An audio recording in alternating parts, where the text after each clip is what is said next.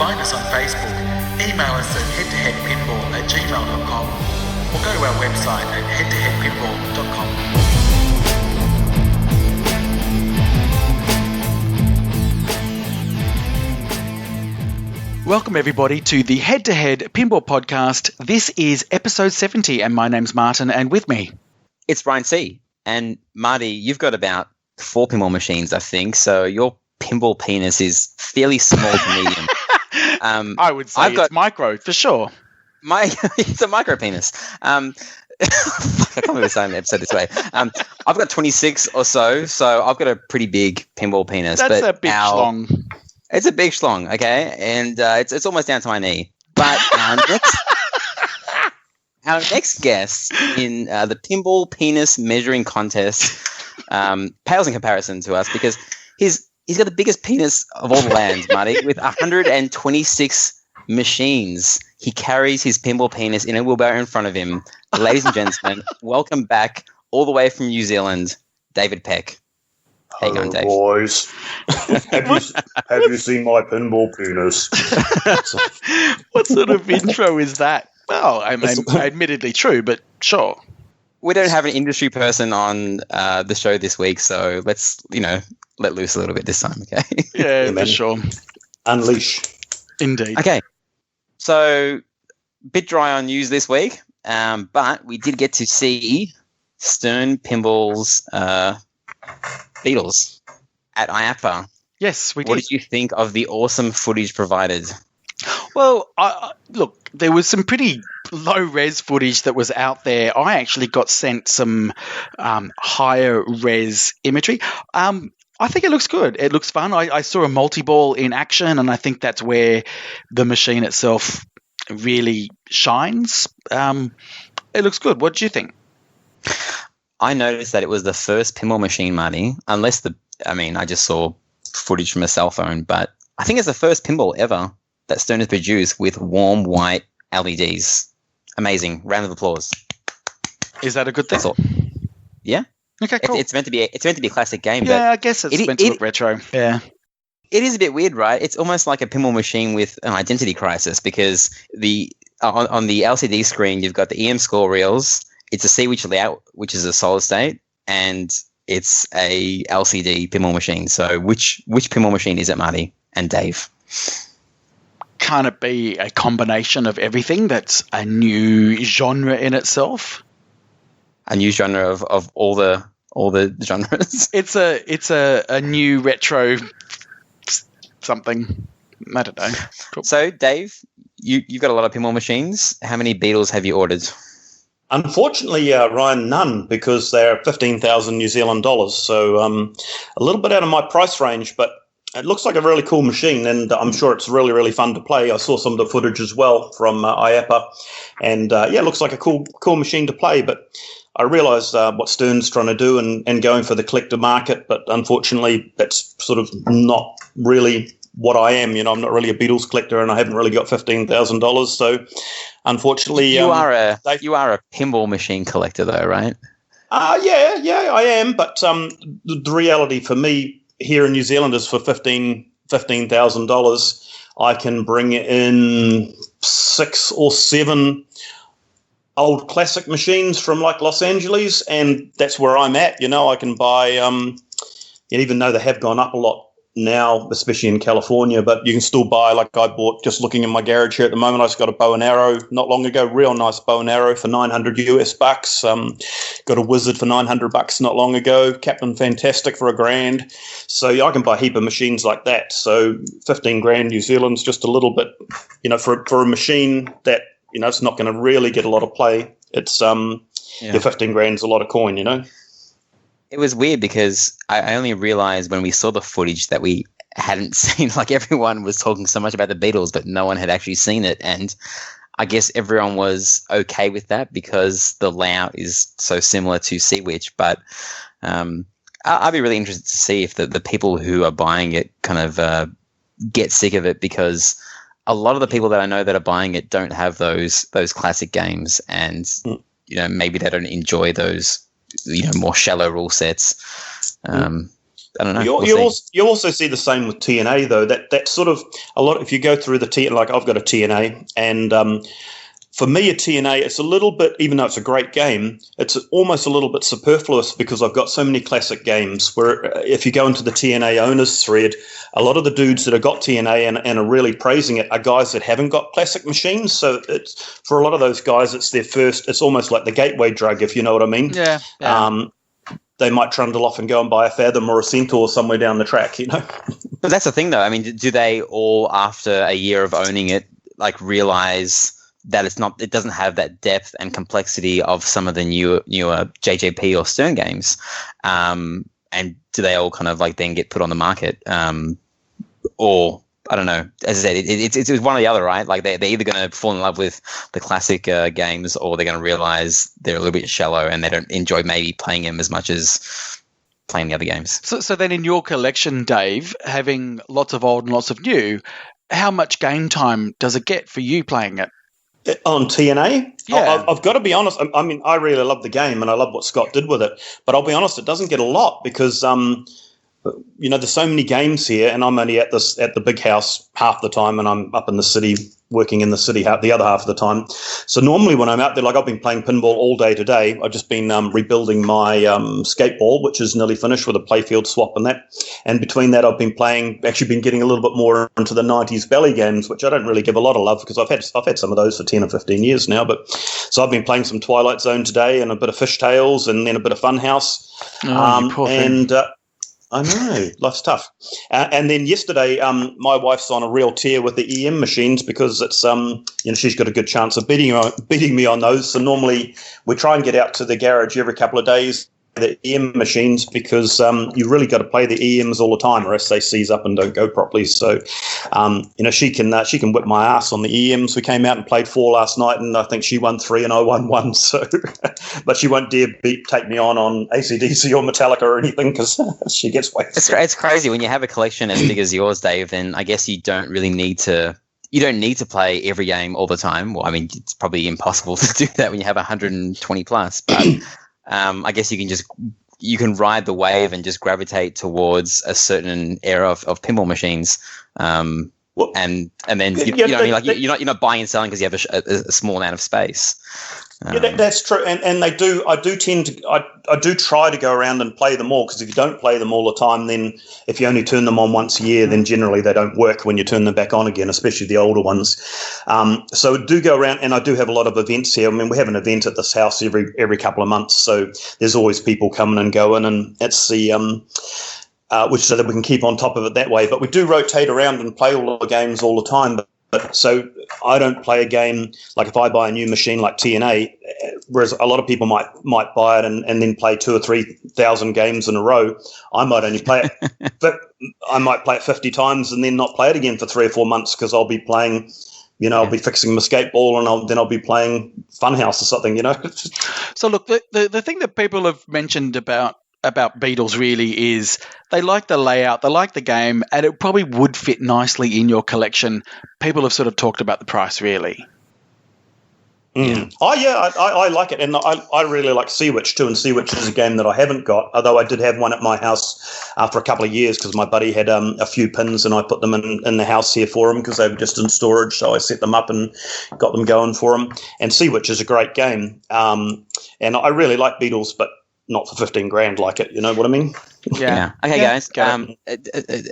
Listen to these 4 pinball machines: Alice Cooper, Nightmare Castle, Ghostbusters, The Beatles, and Rolling Stones. What do those 4 machines have in common? Silence. Okay. Screaming Girls. Oh, wow. Okay. Sure. Okay. They all have Screaming Girls. And it's one of those weird things, kind of like that Houdini thing where you don't notice the slingshots, and then when you stream it, that's all you hear is the chuckling girls on the screenshots. When I was watching that footage, every time I went into the pop bumpers, instead of like a cool retro sound, it's Screaming Girls. So let's see how annoying that is. Anyway. But you're a sound guy though, Ryan, so you notice all that sort of stuff. Yeah, he does notice that kind of stuff. Whereas, normal people probably wouldn't even notice that. Yeah, exactly. Notice like the sound that's coming like out of a pinball machine that you're playing. Anyway, let's move it on. So the other massive news of the week, Ryan. Massive news. Everybody was talking about it. Yes. Batman 66 1.0 code. Can you insert the Celebrate Good Times music? Yes. Good times, which one? The Kool and the Gang or the Kylie version? Or what is it? Yeah? No? The original. Okay. I'll do that. Original all the way. So there's not really much that's been added to it. I think all the Super LE custom speech is now there to enable it. So it's just the final one. The note was this is in the notes, right, that you download with the firmware. It says, note to SLE owners, email a photo of your game along with your name and serial number to bugreports@stonepinball.com to have your features enabled in the next release. That is so weird. It's like, why can't they just let, I don't know. Are they going to lock it to the serial number or something? Yeah, of course. So that Dave, you've got a premium, right? And I'm sure there's a Dave out of like those 80 people. It's probably like 3 or 4 Daves. Dave gets that phone. Initially, Stern offered me one of the original, I think, 30 Super LEs, which is very, very nice of them. Is that with or without a video? No video. No video required for Dave.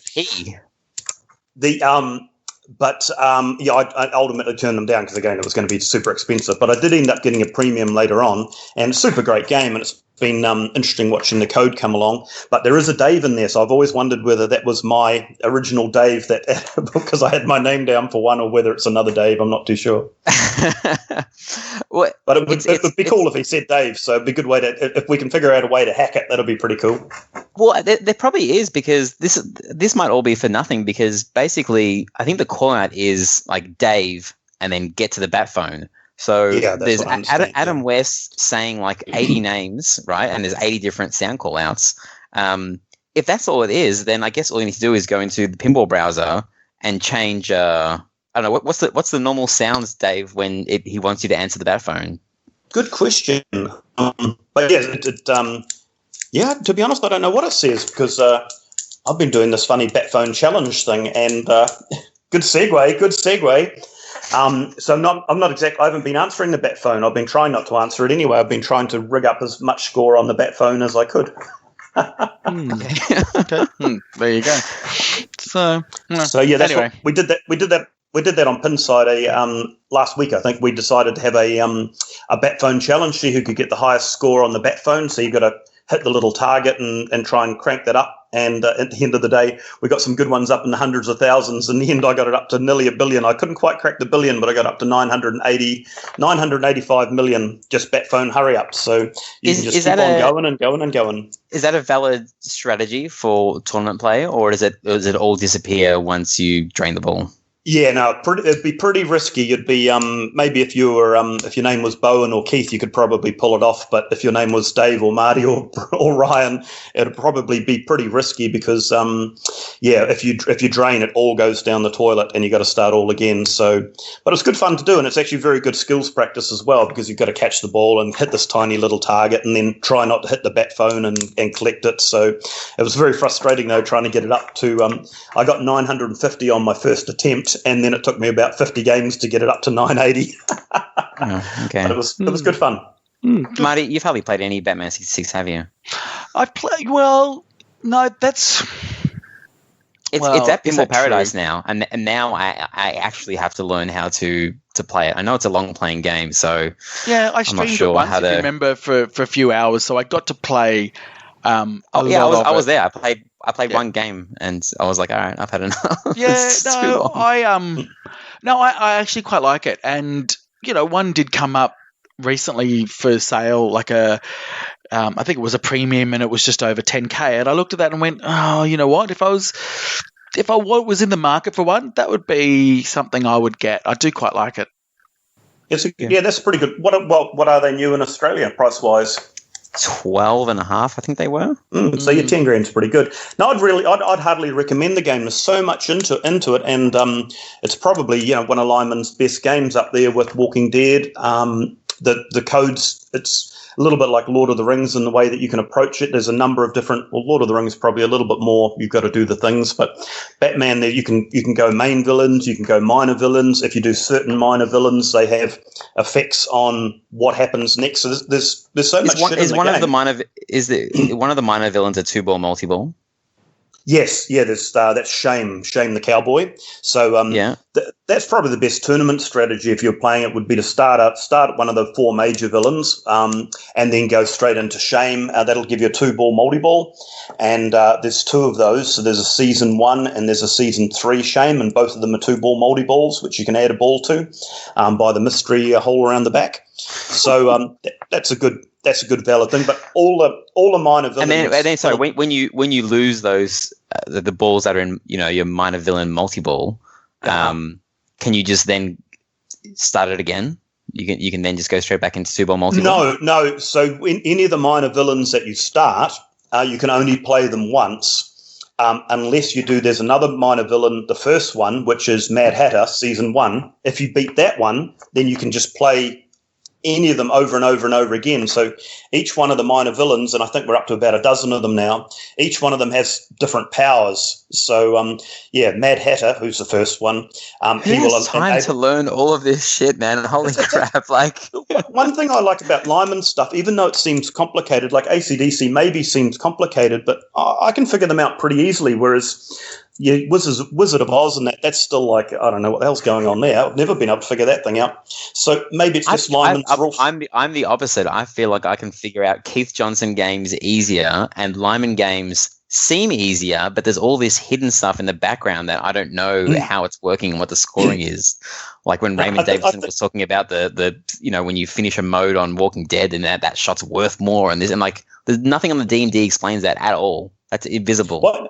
But I think that stuff, that's the beauty of Lyman's stuff, is that's the cream on the top. So you don't need to know any of that stuff, unless you're particularly anal retentive or something. But you don't need to know that stuff to be successful. You can walk up to Walking Dead and pound away at the prison or pound away at the Well Walker and have a shit-hot game, get a couple 100 million points. Whereas some of the other games, like Simpsons Pinball Party, it's a little bit harder to do that, if you know what I mean. It's a little bit less accessible. So that's what I've always thought anyway. Yeah, great. So Ryan, explain to me horses of a different colour in WOS. So there's a bunch of horses on the playfield, right? And if you match, and you can hit the shot, and in the corner of the LCD screen, the horse will then be collected. Now, if you collect all the different colours, that's worth a certain amount. If you collect the rainbow one, it's worth a certain amount. If you collect all the same color, and basically you shoot underneath the upper right flipper. Yep. And then your Munchkin modes and your bonus is then huge. So it's effectively like 1.5 times or 2 times or 2.5 times, depending on which horses you collect. Yeah. So that's not explained anywhere. Yeah. Yeah, so it's the same point. Is really what I'm. Even though there's probably only 1 or maybe 2 things in Wizard of Oz that are like that versus 10 in Walking Dead. Are there horses in Wizard of Oz? Yeah. There you go.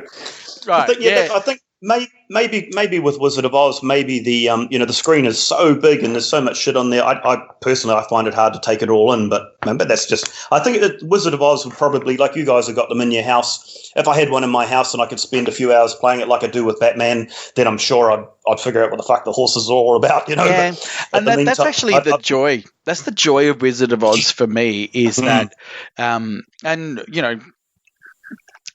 and I will talk about this later when we talk about me streaming Deadpool last night, but I like discovering the rules of a machine kind of almost organically as I play it, and I think, what is that? And then I'll read it and then I'll work it out. So I kind of like, Wizard of Oz just having this depth to it that you just explore.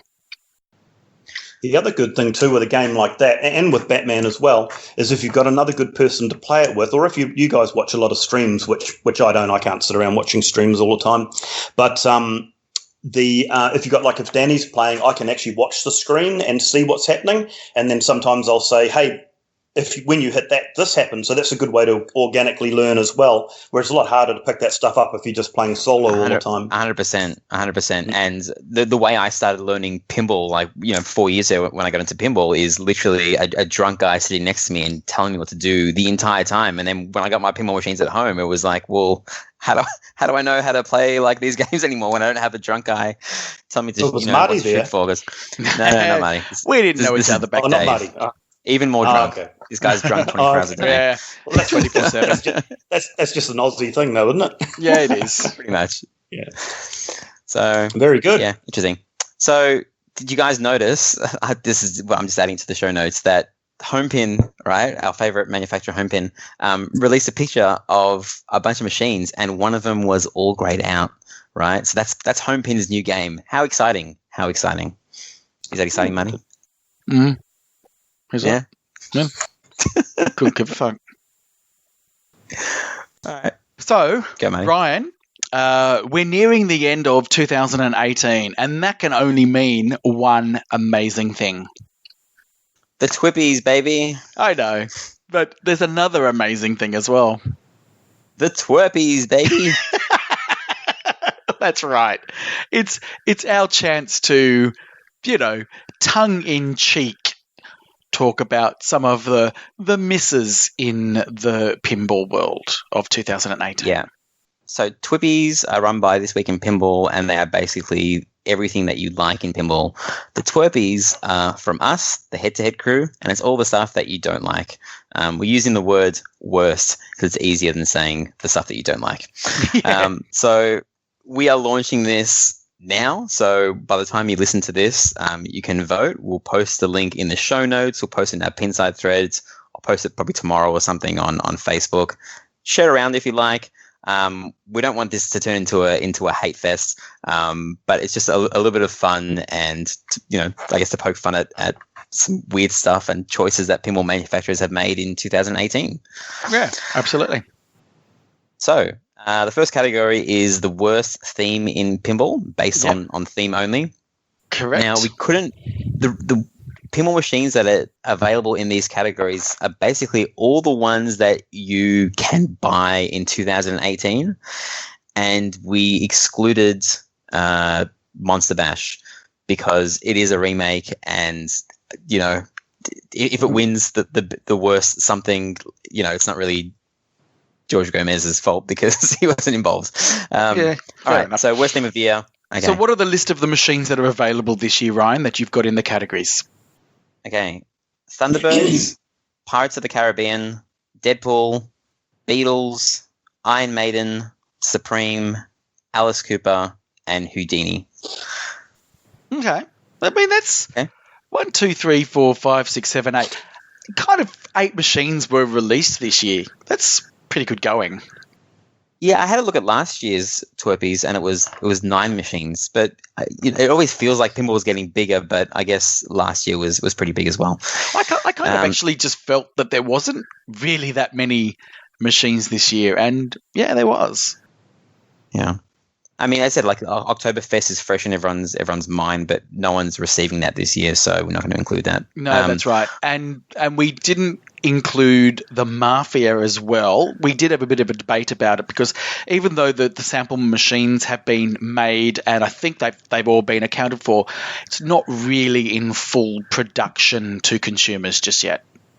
Yeah, and we do have some categories later at the end of the list that got them included. So the second one is worst theme integration, i.e. the worst world on the glass. Woo! A swamp a under category glass, that maybe, yeah. Yeah, a category that both of you don't care about, the worst call-outs / voice work. Now, I've removed Supreme Pinball Machine from this because I believe there's no call-outs, so I don't want that to get all the votes when it shouldn't be in that category. We do care about it, but just not as much as you. Yeah, that's right. But it still gets a good look in when you talk about the next category, which is worst music and sound. Yeah, so everything but the call-outs coming out of the speakers. Yep.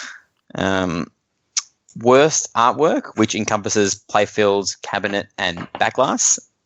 That might be a hard one because this year there really aren't many stinkers. Like there was a massive hoo-ha about Star Wars last year, and I think that's what won. But there really isn't anything there that. No, well, actually, okay. No, there is one, but we're not going to mention our opinions. We're not going to say what we think because we don't want to influence the votes. But the next one is worst rules and code, or rules and code, I guess. All of them are up for that. Yep. The next one is worst toys/gimmicks. Mm-hmm. They're all available for that. Yep, and they're all again available for worst layout/gameplay. There's one that's really obvious for that. Worst display/animations. Now, this is a hard one because some of the machines are using a DMD, such as Thunderbirds and Supreme, and the rest of the pinball machines are using LCD screens. I don't think that a machine should be penalized for being a DMD because it's still a display and animation. I guess it's just how well they portray the animations and the displays utilized, I guess. That'll be up to people to determine what they think should be the bias there. Then there's the big one. The big one worst is game. Worst game of the year. Yeah. Yeah, so that's just the overall, just the worst game, full stop. That's just the absolute stinker. Worst bang for buck is the next category, or biggest rip-off, I guess. The biggest rip-off, yeah. So we included Mafia in this one because it is available to pre-order and buy. Yep. So people are thinking about that. This is an interesting one, Marty. The worst reveal. Yeah, so okay. Cast your mind back to all these pinball machines: Deadpool, Beatles, Iron Maiden, Supreme, Alice Cooper, Oktoberfest, Mafia, and Monster Bash Remake we include in this one. And think about when it was revealed, or was it a long and drawn-out process, and was it a crappy video, and this, and that. There's a lot to choose from, okay, because there's been some pretty bad reveals. And does that have to be within this calendar year as far as the reveal goes, like Pirates of the Caribbean, for example? Yeah, so no, because that was revealed last year, so that's not in this list. It was, yeah. Yeah. Okay. Yeah. So speaking of lots of choices, the next category, which is just an amazing category, I just need to have this moment, is the worst pinball book deal. So there's two to choose from.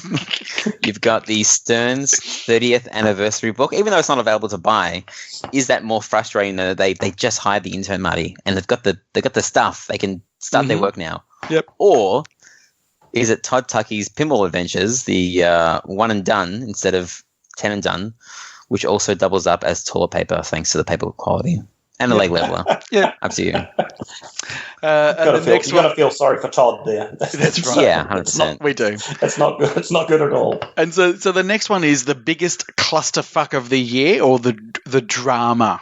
Big drama in pinball. And, geez. Wow. There's been a lot. You've got Highway Pinball Collapse, J-Pop ongoing Zedware legal case, Pirates of the Caribbean removing the 3 spinning discs, Stern Beatles being expensive and Sea Witch modified layout, Todd Tuckey book deal, Oktoberfest monkey ass grabbing art, Dutch pinball contract issues, Home Pin shipping first machine to Canada instead of Australia, Stern getting Godzilla license that Spooky wanted, Supreme Pinball in general, and Ryan, last one. Last one is Kaneda, aka Chris, being banned from the New York City tournament, getting chucked out for throwing a drink in a Stern employee's face. And yes, we weren't really going to talk about it, but those 11 things, and I might be missing one. If I'm missing one, let me know, guys, and I can add it in. But yeah, that's a lot of drama in one year. It's not bad, is it? Keeps Inside interesting. Yeah. Correct. Oh my gosh, the next one is bloody hard because there's so many options. It's the worst rumored title, and I guess it's stupid because you don't know what the game is going to be until you see it and get to play it. And we haven't seen any of these games, or we don't have, I guess, verification that these games are actually coming out. But I guess it's just what people don't care about the most. And I'll run through the list really quickly. So from Stern, you have Elvira 3. Primus Pinball, Munsters, Steve Ritchie Original Theme, Superman 1968, Godzilla, and Beetlejuice. From JJP, you have Willy Wonka, Toy Story, Guns N' Roses. From CGC, you have Cactus Canyon, Theater of Magic, and Big Bang Bar remake. Spooky, you have Scott Denisi's Second Game. And Deep Root, you have Fire and Brimstone, Magic Girl, Raza, Alice in Wonderland, and from Home Pin, you have a Chinese unlicensed theme. So which game do you care the least about? And there's a lot of games to not care about in there, Marty. Mm-hmm. There is. Yeah. So the second last category, if you're still clicking away on that survey, is the worst company image / public relations. Now, this is also going to be a hard one, Marty, because I didn't realize how kind of poorly I thought of certain companies until I was writing this list. So we've got Stern, Deep Root, Jersey Jack Pinball, American Pinball, Chicago Gaming Company, Spooky Pinball, P3, Team Pinball, Home Pin, Dutch Pinball, and Pinball Brothers / Highway Pinball. Now, I guess it's hard to include some of them in there because some of them barely exist as like a husk of a pinball company, but I don't know. They're all still registered as companies, right? Yeah, I guess that'll be an interesting one. And then the last one. The last one is the worst arguments on Slam the Top 100, and effectively you've got either Ryan or myself. Ryan McStumble on his words, or Martin McLaughy. There's been some classics. There's been some absolute shockers. So who is the worst at arguing for the better game?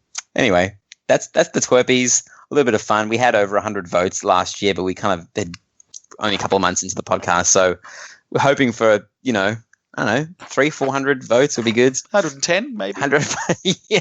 Share it around, guys. Share it around. And what does the winner / loser of each of these categories get? I will send them a bag of jizz. No, I will send them a. Fantastic. That's got to be something you bad. Can send. Isn't there like a website like sendyourenemiesglitter.com or something? Really? Send is that your a thing? enemy. Yeah, because it's the most fucked up thing you can do because if you send someone shit, then it just smells and you go and chuck it in the bin. But when you send them glitter, they fold the package in a certain way that when you open it, it just falls everywhere. And glitter like is impossibly hard to. Glitterbombyourenemies.com.au. So if you sent someone jizz, though, that would do the same thing. If you opened the envelope, then that would go everywhere as well. That's illegal, though, right? Well, depends who's jizz, I guess. Yeah, I just love this. Oh my god, oh wow! It says the fucked up thing is that we've announced it now, and it's meant to be. It's totally anonymous. Like this company will never rat you out, right? So you just keep on sending people just these anonymous. I just want to read some of this stuff from this website. So it says, stop letting people off when they give you shit. Get some sweet glitter payback. Let us send them some stupid fucking glitter that is guaranteed to go everywhere. And I love that they say this is home of the spring-loaded glitter bomb and mail a bag of dicks. Yeah. Just type in "send your enemies" in Google, and it's glitter, poop, crabs, spiders. Send your enemies anonymous. What is it? Sendshit.com.au. Let's send them some wombat poo. Anyway, only in Australia. We won't do that. We'll just announce it, and then people can laugh and move on. It's stupid because, last year Stern won almost everything and they sold and made the most money. So it means absolutely nothing. No, it's just for shits and giggles, guys. Just for shits and giggles, yeah. It's just for us to have literally an hour-long segment when we announce the winners. Correct. Yeah. So there you go. Is it time, Marty? Yes, it is. Slam, the top 100. What's number one this week? Medieval Madness. Yeah, so let's talk about what happened last week. If we're really honest, what happened last week was I literally got the biggest turd. There was nothing I could do with it. I didn't even remotely pretend to like the machine. It's that bad. And this is Maverick. You got like 12% of the vote, Marty? What was 18%. Give me some sort of credit. I don't think this is the worst we've had, but just so you all know, Maverick is a steaming turd of a machine. It's better than 150 games or so, according to Pinside. Well, apparently. But also, it was against Firepower, which is one of my absolute favourite games of all time, which you knew. Okay. Dave, you're on the show. Would you like Hello? to be... yes? Yes, That is correct. He is on the show. I am on the show. Yes. Would you like to be on one of our teams, or would you like to verse us? What do you reckon, Marty? Me and you team up? The Yep. old guys versus the young guy. What do you reckon? Yeah, Oh, I reckon okay. also the best arguer, just, preempting the twerpy results. Yep, keep going. That's right. Okay, let's do it. All right, my number's coming first. Please generate a number from 100 to 200. Coming right up. 4. Torpedo Alley. Yes, I love that game. What number was that? 174. Torpedo Do you not Alley. have torpedo? I didn't hear the number. I just heard it say 4. Ah. Please generate a number from 100 to 200. Coming right up. 181. Yep. Pinball Pool. Pinball Pool. By God. Okay. All right. Mm-hmm. I'm not going to say anything at this stage. Okay. So I have to go first. Which one are we, Marty? So we are Pinball Pool. I don't think I've ever played that game. Rely on... How Okay. how am I meant to know about anything? Rely on when me to talk about Pinball Pool, and then you can bag out Ryan's game. Okay, Torpedo Alley. Yeah, I can come up with that. I've played that a couple of times, but Yeah, not much. same, Pinball it's terrible. Pool. No, Yeah. never even seen it. Okay. Okay, carry on. You ready, Matty? I am ready. Go. All right. Torpedo Alley by Data East, my favorite manufacturer of all time. Game designed by Claude Fernandez, right? We always talk about diversity in pinball. There's obviously someone of like a different descent in pinball. Yeah, go Claude. Sound by David Thiel. Now, David Thiel hadn't been involved in many pinball machines before this, but the number one thing that people like about Torpedo Alley is the sound. Has a great layout, pretty average art. Okay, I know you're going to bag out the art, Marty. The music keeps you in the game, and I don't even know what Torpedo Alley is, Marty. What's the theme? What are they doing? Are they on a ship? Okay, they're on a ship. They're on a ship, and they're about to torpedo some people up their alley. Great game. It's cheap as fuck. Okay, this game is good, cheap, nasty fun. Torpedo Alley. Okay. Well done. You did all right, considering you've never seen the machine nor heard of it before today. Yeah, I'm watching YouTube clips right now, Marty. The guy that's playing is grinning ear to ear, grinning like a fox. I could say, Marty. Oh, you could say that because it's such an Australian thing. So, Pinball Pool, 1978. I have extraordinarily fond memories of this game. I have played this back in the time when it came out. I played this probably more than any machine for probably a good 2 years. In fact, I was talking to good friend of the show Marcus that runs the Rosstown Retro Arcade, and I said, "You got to have this machine. It is just such a cool machine for the time. I love the back glass. It's got a couple of cheeky chicks on the back with a robot playing pinball pool something." Sure. Okay. Whatever. What I like about the layout of this is it's quite nice and open, and it feels quite safe. But you've got a really tricky 8-ball shot right up the middle. When you hit one of the targets on the right, the corresponding target on the left goes down. You get all down, then hit the 8-ball, and then extra balls lit, and all that kind of stuff. And I love this game from Gottlieb. It's an amazing game. You're a good line, Marty. No, I'm telling you now, this is one of the earliest memories I have of like being obsessed with a pinball machine. It was this one. And that was when you're about 18 or so, Marty, is that right? Correct. And, of course, I'll just add in there Pinball Pool, of course, one of my favourite games, I must say, from 1979.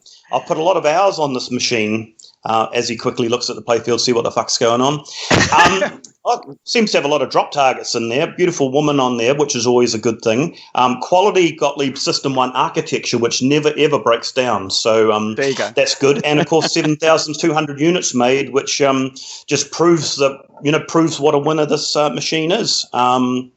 Dave, you're speaking out of turn, Dave. All right, you're talking out of your ass. All right, let me tell you about Pinball Pool. All right, Gottlieb trash. Basically, we talk about sexism in pinball. You've got two ladies that are trying to have sex with a robot, basically on the back glass. And this game is.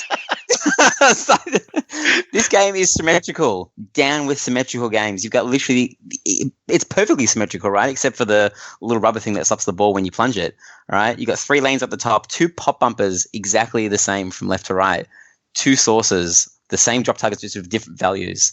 Symmetrical games are boring, right? Why would you want the same experience from one flipper to the other? Have a look at the Torpedo Alley layout. Totally different experience. No one's trying to fuck robots. And Data East is better than Gottlieb. Sure. Stuff. I win. Thank you. All right. So now it's up to you, Dave. You can either talk about how terrible Torpedo Alley is, or again talk further about how awesome Pinball Pool is. May I do a combination of both? Great. Why not? I'm the guest. Well, first of all, symmetrical layouts, very, very good. That good for simple-minded people like myself.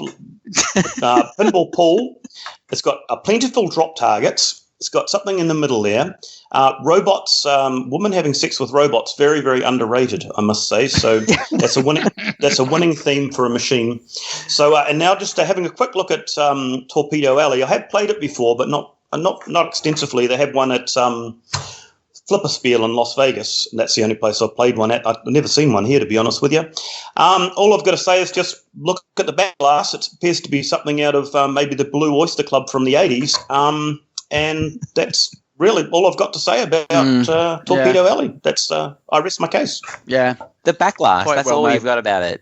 Yep. Yeah, look at the state of it. Yeah. You got 3 beautiful women that are obviously in control of they're in a male-dominated Is the guy actually wearing pants? Yeah, he's wearing white pants, and the girls are wearing one pieces. They're wearing sexy leotards, and they're firing torpedoes up the alley.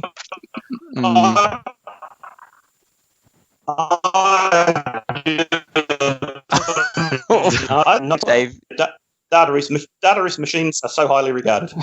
You're going to have to say Dave. That all again. That went very robotic. Oh dear! Oh no! Where do we go from? Just cut me out. All right, so I'll have that up on Facebook. Torpedo Alley versus Pinball Pool. Wow, we're really straight from the bottom of the barrel here. I want to go back to the top 100. Oh my gosh, we need some more pinball machines. All right, so we asked everyone on Facebook what to talk about this week, since there weren't many topics and news topics to talk about. Marty, you have a massive list there. We're going to see what sticks and what doesn't. Yeah, we can either just quickly move on for them, or we can, stop and ponder and have a bit of a discussion. The first one from Edward Partridge says, the mystery of Roger Sharp's moustache. What's the mystery, Ryan? Well, I thought that he got all his powers and his sexiness and his manlyhood from that moustache. And, it was Samson, and he's right? had it for... Yeah, and he's had it for decades, and then all of a sudden there's a picture of him at IAPA playing the Beatles next to Zach Sharp, and the moustache is gone. So is he retiring, or what's going on? He's not the same man. He's just not. He just doesn't look. And it's Movember as well. Why would you shave come on. your mo when in you Movember? Literally have the most famous, facial hair feature in pinball, why would you take it off for Movember? Yeah. Anyway. It's a mystery. Yeah, it is. It is a mystery. It is. Where did it go? We need to find it. Should we get him on for another 3-hour interview and ask Yeah, him? we should ask him just about the moustache. So the next one, Leah says, I was in a discussion recently about leveling machines, ... Yeah, that's a bit of an open-ended question. Like, Yep. like, should you do it or should you not do it? Or how do you level machines? How do you level your machines, Dave? You've got 126 machines or so. Well, you sort of, most of them I can do by, that sort of just happens automatically these days. But there is a very good app you can get for your phone, only on the iPhone, unfortunately, called Pin Guy, which is really, really good. If you calibrate it properly, you can be underneath the machine and it'll talk to you. So that's a really, really invaluable tool, which I recommend to a lot of people. But normally the best way to do it, you get the ball, roll it down the middle. If it rolls straight down the middle, you're sort of on the right track. But that's what I usually do. Now, do you throw it up, or do you just try and line it up with the middle, like base off inserts or something, and then let it go from the top? Yeah, I'll do that. And then if you have one game, normally if you've been doing it for a while, you can usually get a pretty good feel for it. But the Pin Guy app is very good because you can turn it on, like I say, it'll talk to you, so you can be under the machine, and when you set the angle up to 7 degrees or 7.5 degrees or whatever you particularly want, you can hear it under the machine, which makes it a lot easier than getting up all the time. And I've never really found a level, like a spirit level, that's really suitable for doing pinball machines. I think you can get them in America, but I've never seen one here. Okay. Okay. The next one's a big one, Marty. Okay. So this is from Clifford. 2 parts to this one. First one says tournament apparel. In your opinion, what is best to wear at pinball tournaments and what is kosher? What is comfortable clothing, if any, for the long haul pinball play? Shoes. I've heard shoes come off sometimes during long tournaments. Is this a good thing? Well, I'll answer by saying that I've never really been in a tournament that has gone over maybe 6 or so hours. So I just wear shorts and a t-shirt. But Marty, you rock up in suits, right? So no, that's not true. Well, actually, yeah, it is true. But that's only because I've had to go straight from work. But for the long haul, there's a couple of things. I will say, dress whatever is comfortable, right? Seriously, just whatever's comfortable. But the one thing I'll talk about is shoes. This is my tip for shoes. You ready? Buy shoes that have got memory foam as the sole, because they will cushion you for a very, very long time. So, there you go. Good advice, Marty. I just want to add one thing. No camo shorts, no win. That's our saying over here in New Zealand. So camo shorts equals camo win. is in camouflage. Camouflage shorts. Camouflage shorts. Yep. Yeah. No camo. Okay. No camo. No win. Yeah. Because nobody can see a torso, or what's the deal there? I think he's just trying to justify the 20 pairs of shorts that he's got in his cupboard. Well, I haven't. They're all the same colour. But if you ever go to a long tournament like Pinburg, you'll see me wearing the same clothes every day. But my wardrobe looks a little bit like Homer Simpson's. Okay. There you go. But yeah, I back up Marty there with those. I've got Puma shoes with the memory foam in there, and it's good investment, especially on those those Pinburg days or Southern Hemisphere pinball. Start at 9 in the morning and you're finishing about 11 o'clock at night. It's a bloody long day. So take the weight off your feet whenever you can. Grab a seat and sit down, have an apple or something. It's good advice. There you go. So the second part of this was health benefits of playing pinball. So eye to hand coordination, concentration, etc. What health benefits could be put forward for playing pinball? Surely it's not bad for your health, or is it? Yeah, it's fucking shocking for your health because you don't play pinball all the time. It's everything that encompasses playing pinball, sitting around. Every event that you're at that's like a pinball meet or a tournament, everyone's buying pizza. No one's saying, "Hey, let's go get that kale juice and let's sip on that in between rounds." Yeah, that is true. So pinball will make you fat and lazy. Yeah. I think also. Go. Yeah, sorry, but also depends where your events are. Like you guys tend to have your events in a lot of bars, so that also encourages drinking as well. Where over here in Kiwi land, we don't tend to do that so much. All the events are in private homes, and we have a few beers, but nothing too silly. Obviously, health food on the barbecue as well. Yeah, or I usually bring a salad and some apples. You got to make conscious health decisions when you get to the middle ages, Marty. It's pizza and beer. Come on. Lies. Yeah. It's all lies, mate. But yeah, I don't know. I remember there was that video about Robert Gagnon and how his mind works differently than everyone else's, whereas everyone kind of sees chaos and their eyes kind of move in a certain way when like multi-ball is happening, whereas Robert Gagnon can look at a pinball machine and kind of track all three balls at the same time.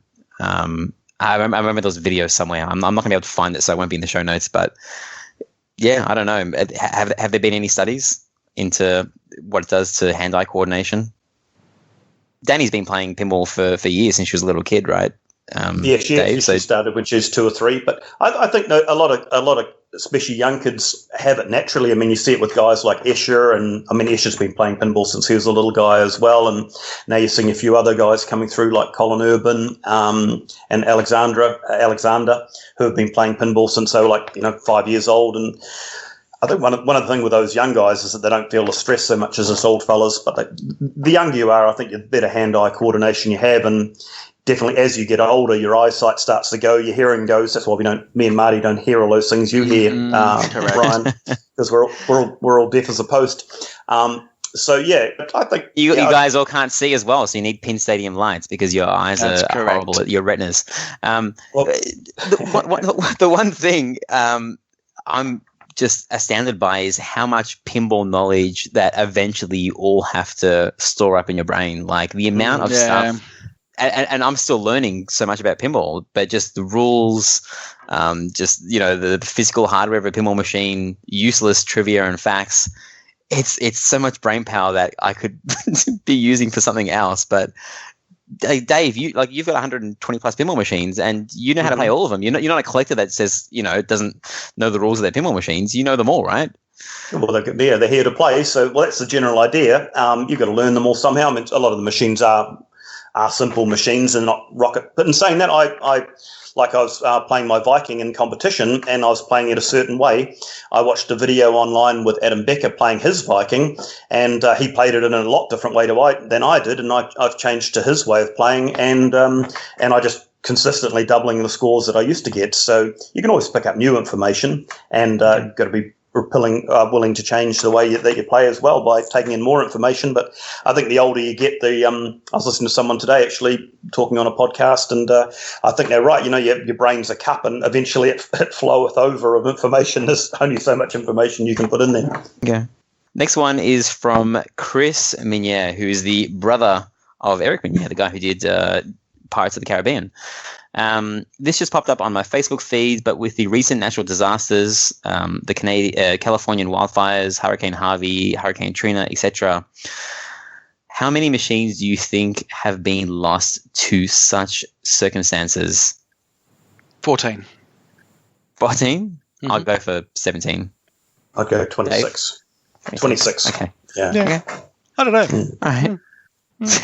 Jeff Riviera says, I struggle to come up with my own topics. I'm not giving you that free content. So the generous Jeff hashtag has now been exterminated. He's no longer generous Jeff. Yep. This one is an interesting one, Marty.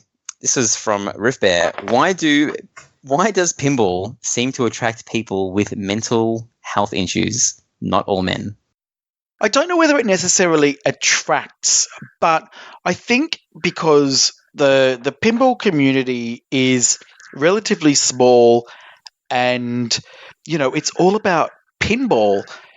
It's just one of those things. We've talked about it before, where it's just all walks of life. Anybody can come in and they will be welcome, and as long as you are respectful to the machine and the people around you, then it just doesn't matter. But I think Riff Bear's talking about himself and his own obsession with pinball, really. Could well be. And pinball's like any hobby too. I mean, if you're in a big car club, because we all love car analogies, but any club, be it a bridge club or a golf club or anything, there's a certain sector of the population who are going to have mental health issues. So it's no different to any other hobby. You're always you attract all sorts of people, as Marty says. So mental people everywhere. Yeah, I kind of like it, and I when I'm running tournaments or involved with events, just try to welcome people that, are feeling a little bit, you can tell that they're sort of a little bit nervous and a little bit jittery, and you think, okay, just ease them in and let them have fun, and anyone can integrate. It's really easy. It's weird because it really took me aback, kind of like the aggressive nature of certain tournament players or even people at a normal pinball meet, like a lot of characters out there. But just I don't know, after a year or so, like I'm so used to it now that everyone has mental issues to me. Like we're all fucking crazy. So yep. I don't see it as much as other people might see it because I'm hanging around these people all the time. Yeah, it's good fun. There you go. Next one is from Pinball Mayhem, 1967 Williams Beat Time with the Beatles ripoff. Yep. Have you ever played this machine, Marty or Yes, or Dave? I have actually. I played this at Papa. Yeah, I've played Beat Time as well. Yeah, but it's an EM, so there's no call outs of sound. It's just chimes, right? Yeah. No call outs. You won't like it, Ryan. No call outs. So just ding dong, ding dong. Yeah. It's all right. It's all right. Okay. I wouldn't. Yes. Would you pay $15,000 New Zealand dollars for it, Marty? No, it's just of that era where it's got the smaller flippers, so it's just probably a bit before when I like my EMs. There you go. So the next one's from Aaron Nicholas, who says, watch Bad Boy Bubby wants a full report. Anyone seen it? Yeah. What a movie. Have you boys not seen that? Oh. No. Who do you think you're asking? Really? That's an Australian class. I thought that was mandatory. I thought they made you watch that at Australian high schools. That's you would have seen it, wouldn't you, Marty? Yeah, I haven't. Really? Okay. Do you want me to give you a quick synopsis? Yep, go for it. Okay, it's pretty shocking. It's right. So it's an Australian movie. Guy, he's talking of mental illness. Guy sort of got slight mental illness, lives with his mother in a house. It's been a long time since I saw it. But eventually his mother dies in the house, but he doesn't want to acknowledge that his mother's died. So he wraps her up in cling film and it's true. Wraps her up in cling film and then just sort of hangs around the place with his mum all wrapped up in cling film. I can't remember what happens. It's probably been 20 years since I've seen it, but yeah, it's a pretty good watch. That sounds like a rip-off of the Hitchcock movie. What's the Hitchcock movie where the guy like murders someone in the shower? The famous scene, Psycho. Oh, that's Psycho. Yeah. Mm-hmm. Yep. Yeah, it's along the same lines. Yeah, the mum was still sitting in the chair, but I don't think she had any cling film though. Okay. That's the Australian touch. Glad wrap. Yeah, of course it is. Yeah. Okay. Sounds great. Tom Watson messaged in and said, has there ever been a pinball game with balls that were not silver?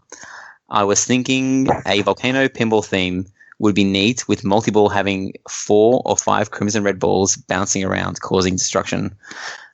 Or is the industry just set on that anything besides silver is blasphemy and would cause a pinside revolt? Yep. There's obviously a couple of very famous non-silver balls, and Twilight Zone has one, being the ceramic ball. And Awa has heard you. Yes, and that's right. Avatar LE has got the ceramic ball as well. Hercules has a pool ball. Does. Yeah. And someone mentioned Viper Night Driving actually has fluorescent yellow balls. Do they actually glow? Do they actually glow though? They're meant to. They do, but it's just a complete novelty. It's a terrible game. But funnily enough, Ryan and I were talking before we started recording, and you mentioned a particular game that had come up somewhere. Turns out this game has a ball other than silver. What? I don't remember this conversation. You do. The game is called Gold Ball. Oh, Gold Ball. Yep. So yeah. it actually does it actually have gold balls? Yeah. Well, hey, I'll tell you what it's got.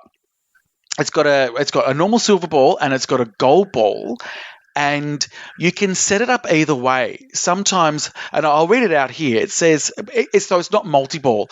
Either the gold ball will come out or the silver ball will come out, and you can have it do it either way. you can either have it randomized, and because when the goal comes out, the playfield scores are tripled. So you can do it. How does it know? It obviously just by timing. Just by timing, obviously. What do you mean? How does it know? How does it know which ball is out? Like the Twilight Zone has this sensor where it senses metal, so when it doesn't censor anything. It obviously can't censor, so it'll just be timing. You have to put it in the right position when you set up the machine, and I guess it keeps track. But you can actually set. Well, no, because you can actually set. It says that it's got an operator adjustable percentage, so you can have it randomly come out between 1 and 15% of the time, or you can have it set up so if you spell all the gold ball letters.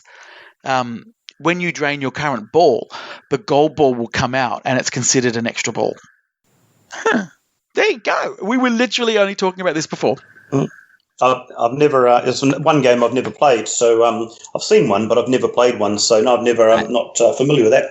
I just want to say that.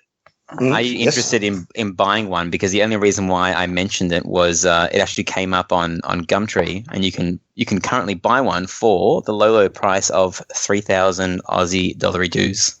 No, I'm pretty set with my collection at the moment. But thanks for offering. It's an interesting looking machine. But one thing I'd like to say is, adding. I've played a few machines around at people's houses and they put black balls in them and spider web balls and things like that, and I just can't see those. I can't see them. So please don't do that. Stop doing it. Okay, the worst one ever. I mean, if it's a black ball, then whatever, it's meant to be black. But the worst one is the Elvira ball, where it's like a spider or an eye. I can't remember what it is. Yeah, there's an eyeball. Yeah, because it looks amazing when you just look at it, but as soon as you're playing, because the ball's rolling, it's just black and it just looks like the dirtiest ball. And I feel like it's chewing up the playfield. So please don't put those in your pinball machines. There you go. Well, if you do, just don't invite us around because I can't bloody see them unless you've got the fantastic pin stadium lights, of course. Then you might be able to see them. But exactly. Imagine how good gold would look with the yellow tinge on pin stadiums, Marty. Amazing. The next one is from Christian Lime, Dr. Pin, and he said, "Just get Marty drunk on gin and let the magic happen." But you're not drunk, are you, Marty? No, I'm not. No. Not this time. Where's the magic, Marty? Come on. Where's the magic? No, that's... No gin, no magic. Highly disappointed. No. We should get a gin sponsor, and that should be the, forget absolutely. Your passion to Brothers Pale Ale. It should be just gin, no magic. Someone needs to write into me and tell me, how can I send gin over to America? I don't know how it's done yet. Take it in your suitcase. I don't think you're allowed to send alcohol across borders. I know you're not allowed to post it, but I think you can send it via courier. So I've got to work that out. Anyway. Okay. Mm-hmm. You should be able to get a sponsor, Marty. For the last two big competitions I've had here in New Zealand, I've got two big beer sponsors. So the first one gave me $2,000 worth of beer, and the next one gave me $2,500 worth of beer. So I'm sure you'll be able to get some gin. What do you have to do? Let us know the process. You just write them an email and say, hey, there's going to be this many people. It's all about public relations there, Ryan. You just got to be a nice guy to everyone, and good shit will happen. I'm a so I'm not very good at doing that. Yeah, you're not going to get anything, but Marty might. Yeah. You never know. My motto is: if you don't ask, you don't get. So fair enough. If you ask 10 people, I'm sure you get something. All right. If anyone wants to give me a free Quicksilver or Stargazer pinball machine, just head-to-head pinball at gmail.com. Okay. Free Diamond Beetles for me. Diamond Beetles going for the top shelf. Kyle says, talk about how some random dude in California found the new old stock sewage paper. Go ahead and Sky. Okay, yep, that's nothing. I've forgotten how to pronounce this guy's name. Kwai Nguyen. He's wrote in before, and I'm Qui. Sorry, I'm so sorry because I know a couple of months ago he told me how to pronounce his name. He says, talk about crazy classic Stern prices. Now, Dave, you're probably the best guy to take this because you've been around for a while. You've got some Stern classic games, and what's going on with Stern classic prices at the moment? Well, it's pretty simple. I mean, all you really need is, if you go back 2 or 3 years ago, they were most of them were pretty much worthless. I bought this mint Meteor, the one that I've got in Los Angeles, which is an expensive place to buy pins in America. Sat on Pinside for like 6 months for $850. In the end, I got it for $750. And that was on Pinside for probably 4 or 5 months. The guy couldn't sell it. But you get a few guys who start talking things up and get all you need is 10 people who are interested in them, then 20 people, then 30 people, and next minute you've got Quicksilvers for $7,500 selling overnight. So it's easy enough to spike up the market. So are you in the same camp as Marty that you think that these classic Stern games aren't actually that good in comparison to the Bally Williams stuff at the same time, or do you think that they maybe were just kind of maybe unloved because of the market dominance of Bally at the time? Yeah, no, I think all those Stern games, most of them are great games. There's great Bally games and there's great Stern games. There's also some stinkers as well, Bally's and Sterns. So I think they're all equal, but, for a long time, the Sterns were. A lot of people didn't want them at all. Like the Meteors, like in New Zealand, even in New Zealand, there's quite a few Meteors around and nobody wanted them. But, all of a sudden, they've just taken off in the same way that on the Bally side, you've got Fathoms and Centaurs. Fathoms, Centaurs, 8-ball deluxes have all rocketed up. I mean, Fathoms are selling for $7,500 as well. So I think, they're all good games. Whether they're worth $7,500, $8,000, well, I suppose the market says that they are these days. So it's just the way it is, I guess. Do you think it might have also something to do with, a lot of people playing tournaments, and maybe the Stern rules had maybe a little bit more balance to them than some of the Bally games? It was just kind of like do the one thing over and over again because there's a scoring exploit there. I think just people looking for different things. I mean, a lot of the Bally games are similar in the way that they count bonuses, and then the bonus and the bonus multipliers reset every ball, whereas with a lot of the Stern machines, like Ali, for example, the multipliers and that will stay for every ball, which is different. So it's just a different way of playing the games, or different rule sets. So I think variety is the spice of life. But I definitely think tournaments, if you go back 3 or 4, or probably a little bit longer now, 5 or 6 years ago, like Congos were worthless. It wasn't until they started streaming them in tournaments that now Congos are really quite a sought after game. But in the old days, they used to chop them up for parts, So. Yeah. With these days, with the amount of information and that's out there and the amount of streaming and competition play that goes online, people get to see these games that they maybe haven't seen before. I suppose back to Stern Stars, for example. I mean, 3 years ago, I got one of those in America for $300. I got offered a mint one for $500. So I said I didn't want it. Now my friends got that. It's just a machine that's it's just gone up and up and up and up as people have figured out that it's a cool game to play, It's but it's the old story, market value. So you get 1 or 2 people want them, they're worth $500. You get 50 or 100 people want them, they're $5,000. So just market forces, in action. Yeah. Do you think there's any forgotten, pinball manufacturer, of a certain era, like a Data East or something that the prices are still low and it might have its time in the sun in the coming years? Zachariah? Zachariah. The only problem with Zachariah is I've just bought my first one. I'd collect all of them because they're all shit hot games. They are very thin on the ground though. There's a lot of them in Europe, but not so much in Australia or New Zealand. Well, that should be perfect for all the container pins, right? That's where all the pins are coming from on the Australian secondhand market. They're all imports. Yeah, they're great, absolutely great games. But I haven't really got room for any more. But I've just got a Devil Riders, picked that up in America for $1,000, which was a real good buy, real nice tidy one.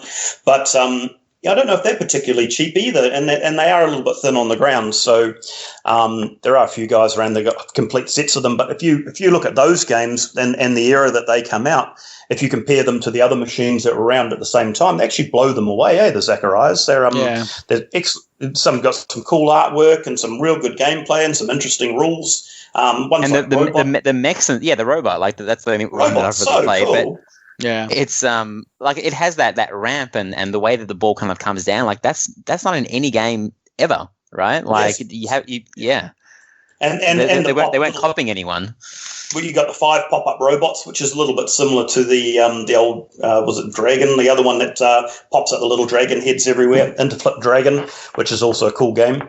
But there's some real good stuff in that Zachariah. So that's like I say, I don't think they're particularly cheap though. The problem is these days there aren't any. Stern was really the classic Sterns were really the last unexplored empire, if you want, of bargain pinball machines, and that's rapidly closing up. So there's just so many buyers out there. You've heard it here first on the Head2Head podcast. Put all your money in Zachariah pinball machines. Okay, I guess the other thing is we have to pump it up every single episode, like Slam Tilt pumps up certain games, right? Like we can't just say one and done first. Well, if we do that, like I've got my just got my Devil Riders for $1,000 US, so I reckon we pump it up every podcast until this time next year. I reckon I'll be $7,500 for that next year. So I'll retire on Zacharias. I think this is the winning formula. So let's go with that. It is. Okay. All right, so the next one, let's move on to the next topic. So this is from Jermaine, and I've met Jermaine. Hi, Jermaine. He wants to talk about Germany TGP Gate.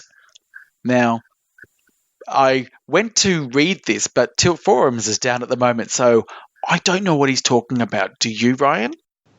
I do know what he's talking about because I messaged the one guy who would know what he's talking about. Do you know who that one guy is, Marty? When it comes to TGP, internationally or locally? Locally. Yeah, Luke. Yep. So I messaged Luke, and I'm not really sure if I'm I didn't ask for permission to read out his response, but apparently, if you have, and there's a tournament in Melbourne that utilizes this money, if you have a finals round, like say it's like qualifying, like best game qualifying, and then you down to the final 8, if you change the structure from like the top 8 to the top 4. I believe it all gets melded into one, and you get TGP for the say if the final 4 were best of 3 games, right?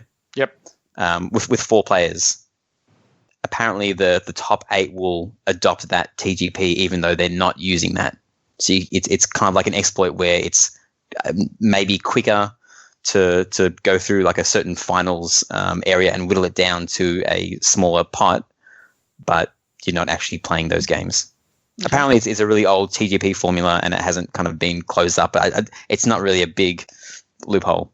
So I don't know if it's going to get addressed because I don't think anyone's really doing it. It's not really worth it.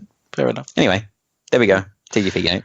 All right. Well, so speaking of tournaments, John Costin has written in saying, how about your favourite tournament format? There are increasing numbers of ways to compete out there. Which do you think is the most fun? And is the fairest way to decide the winner? Do you want to go first, Dave? Oh, yeah, man, no worries. Well, most of the tournaments we run in New Zealand are just simple 3-strike, 4-player game tournaments. And that's a real good way to, we get a lot of new guys coming along. So that's a really good way to introduce the new guys. They get to watch some of the, more experienced guys play. So, yeah, that's a cool format. We run match play. We just ran a Pinburg-style format. I really enjoy the Pinburg-style format. We run an IFPA style, same as the World Championship format, which we've got coming up here at my place in a couple of weeks' time. But we had a lot of fun. We ran our first ever Flip Frenzy here, utilising these new rules that I, as head of IFPA New Zealand, and Luke and Dan as IFPA Australia, we sat down and worked out some sort of definitive rules on the Flip Frenzy format to make it like a legitimate format. And that was really, really good fun. Everyone who was here, most of the Kiwis here hadn't played in one before. I think we had nearly 70 people in it. I think 67 or something people in it. And probably 60 of them had never done it before, and everyone had a shit hot time. So that was a real good and especially good way to kick off. We ran that on the Friday night of a whole weekend tournament. So everyone got to meet everyone. I think the winner played, 19 games in 3 hours. So yeah, every format's good. The only anything there's nothing I've played really that I don't like. I think everything's pretty cool. Money? Well, so the only format that I haven't played really is the format that's now coming. Well, they call it the old Papa format, but it's now coming back to Indisc, and that's the card format. Now, you've played in one of those before, haven't you, Dave? I did, and that's probably one of the toughest. As far as I go, it's definitely the toughest format because you've got to string together 4 or 5 games to complete a card, and you've got to play 4 or 5 good games in a row. So most of us average players, we can do 1 or 2 good games, and then the next game's a shitter. So that's where the wheat gets separated from the chaff, as they say. So yeah, I've only ever played in the one at the last one that they run at the last card format they run at Papa before they changed to best game format or pump and dump.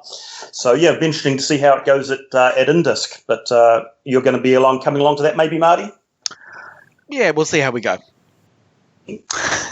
Lovely. How non-committal was that?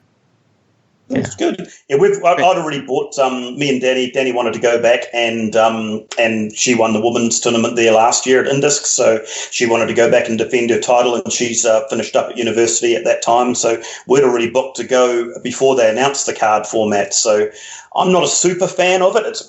For me, I'm not as good a player as some of those other guys. So for me, it's going to be a little bit tough. But we'd already bought our plane tickets, so we're going whether we like it or not. So the card format is you play a series of games, like a string of games, and it's your score is based off all of your entries in that card, and you Correct. can't if you buy another card, you can't say, okay, I'll take the high score from this one, the high score from the other one. It's just all one. It's a whole new card. So you have to have a shit hot streak, and basically you've got it. So yeah, you could play 5 games, and you could play Iron Maiden, get the best score of the weekend first, and then you could play Iron Man, get the best score of the weekend, and then play Wizard, Old Chicago, and Bow and Arrow, and get nothing, and your card's worthless. You've wasted your whole cards down the toilet, and so's your $20 that it costs to buy it. Wouldn't that kind of be exciting though, to like feel the pressure of like those final games on the card if you're having a good streak? Like, doesn't that kind of add some kind of element? It could be exciting, or you could cry, one or the other, depending on how it goes. Yeah. I'd probably be tending to cry more than get excited, to be honest. Because I think that format, I think of all the ones, and as I said, I haven't played in it, and I wouldn't want to because of what I'm about to say. I think that the card format really does, as you said before, it really gears to the best players, because the best players will be able to do great games on 5 cards. I mean, if they get a stinker, that one stinker is still going to be 10 times the score of anybody else's best score. So I think if you really want to have a tournament format that really ensures that you get the best of the best in the finals, then the card system is the way to go. No question. Yeah, pump and dump has its advantages. It really does. I mean, look, you've still got to put up a good game, but if you've got a lot of money, you can get more chances to get one of those good games. So, Jeff Teolis. That's right. So look, and I'm running, as you know, the Flip Out Melbourne Silverball tournament in 2 weeks is going to be the herb style or the pump and dump format, and I just wanted to try it again in Australia. The last time was at our Pinball Expo. The other thing that's good about this really is you get progressive prize money. So the more that people put into it, you know, pumping and or dumping, that money just goes to the pool of money that's available, and you can track how much money is available. So it's self-fulfilling, effectively. Does it really matter? I mean, the pump and dump and the card-based system, in the end, everyone has to play finals. So if you can somehow scrape into the finals because you pump a lot of money in the herb style one, pump and dump, and you're not as good as the other players, then you're still going to get knocked out anyway, right? So eventually you get found out. Yeah, that's absolutely true. But and look, you know, I was at Indisc beginning of this year. In fact, I was there last year as well, and Dave was there as well. It's okay, I think, if you're a local, so you can just go along there, and if you don't get into the finals, okay, you can go home. For us, where we have to travel all the way around the other side of the world, that's a big deal not to get into the finals. Yeah. So you're like, okay, so you're just like, okay, well, I've spent $1,500 to get here. What's another $20 eventually? Right? That's right. Whereas a local's like, I'm just going to go and eat some food on the boardwalk. No, but that was exactly what it was like. Like I can't tell you how much money I spent in the pump and dump side of things at Indisk, but it was holiday money, so it didn't matter. I'd spent so much money getting over there; it was a small proportion. Does the Never Drain software keep track of how many entries people have had, or yes, does? Yes, it does, so I can check. I can go to Indisk 2018 and check how many entries you had, money. Yeah, probably. So how? Yep. Yeah, I don't know whether that's still available, but yeah, you can at the time. The other format, which is sort of maybe crosses all of those, is the limited qualifying one, which is how Texas Pinball Festival works, where you pay a one-off entry fee and you get 20 games. So you can play, there's 10 games. You've got to play 3 old ones and 3 new ones, and your best scores count. The World System 11 Championships that I run here, you get 10 entries and you have to play just one game on each of the 10 System 11 games. So you can afford to have, no one's going to have 10 higher scores, but the most is that you can afford to have 1 or 2 crappers if you want. I had a crappy qualifying game in Elvira last year, but I still came through as top qualifier. So, that's a good way to do it, and also cuts down on the time as well, because a lot of these things can drag on as well, which, you don't really want the thing going on for 3 weeks, My answer, I guess, because I've only been involved in smaller tournaments, is the fairest way to decide the winner in a smaller tournament would be, I guess, Swiss match play, which is basically you get put into 4-player groups, and you're, after each round of games, there's a ladder, a high score list of how many points you have.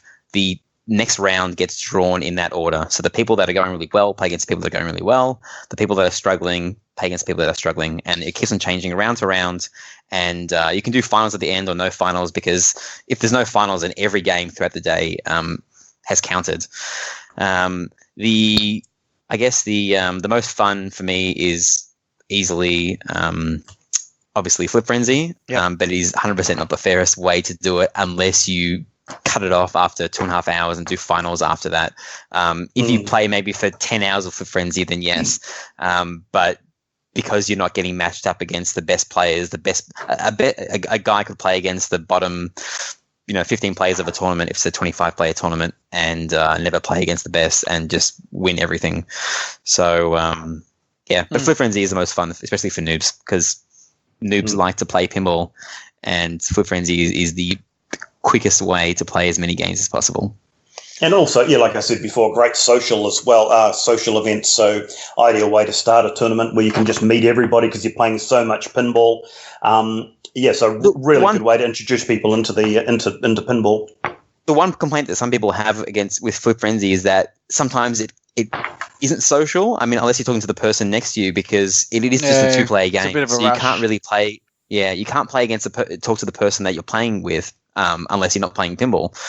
Whereas in a 4-player format like Swiss Match Play, there's 3 people playing at any one time. So you're talking to 3 people, and they can give you tips if you're new, etc. So, which is similar to the 3 strikes I was talking about before, which is what we run here. So you can have one guy playing, and the other 2 guys can be, talking to the new guy behind them when they're playing. So your 4-player group's certainly the way to go, especially for introducing new guys for sure. And I mean, there's still undiscovered tournament formats, right? I mean, I don't think that there's no rule about the way pinball tournaments can be run. I mean, yes, there are IFBA rules, but someone creative will think of something else that is even more fun and more cooler. And maybe Mrs. Pin, she's full of out-of-box ideas. Mrs. Pin, if you're listening, think of a new pinball format. Because you're still not deep enough in to have no ideas like me. Let's move it on. Vincent Kemp writes, which is the most popular LED mod color, purple or purple? Oh wait, maybe it's purple. Dave, purple. Is it purple? Yeah, Marty. Yep, I think it's purple. Yep. Yeah, and make sure you follow Purple Pinball on Instagram. He posts just pictures of purple pinball machines. That's actually the way to go. Just purple everything. It's like I got 126 machines. I just buy the purple LEDs by the 1,000. It's just the way to go.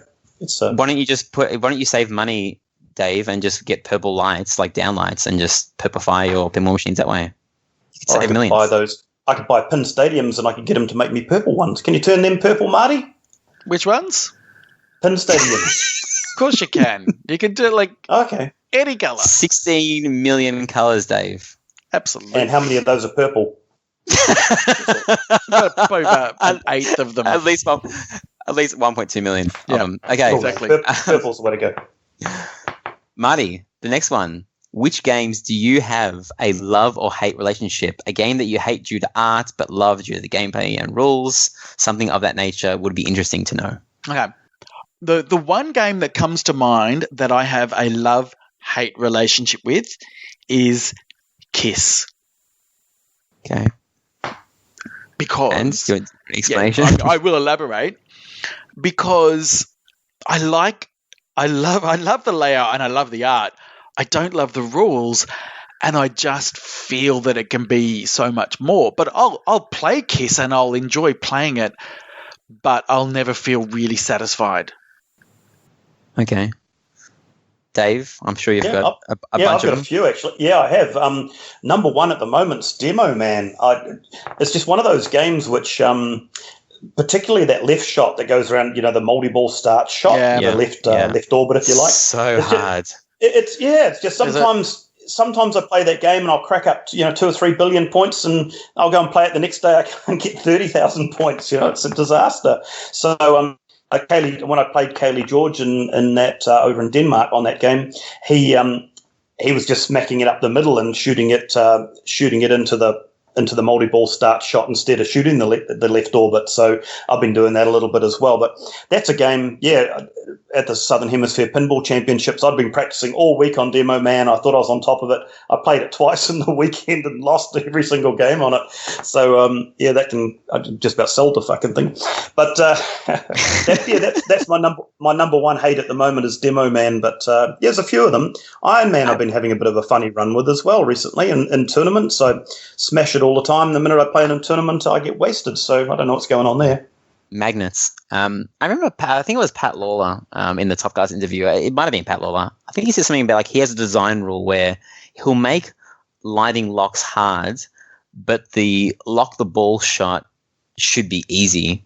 Like you should make you shouldn't punish a player once they light lock. It should just be like a straightforward shot.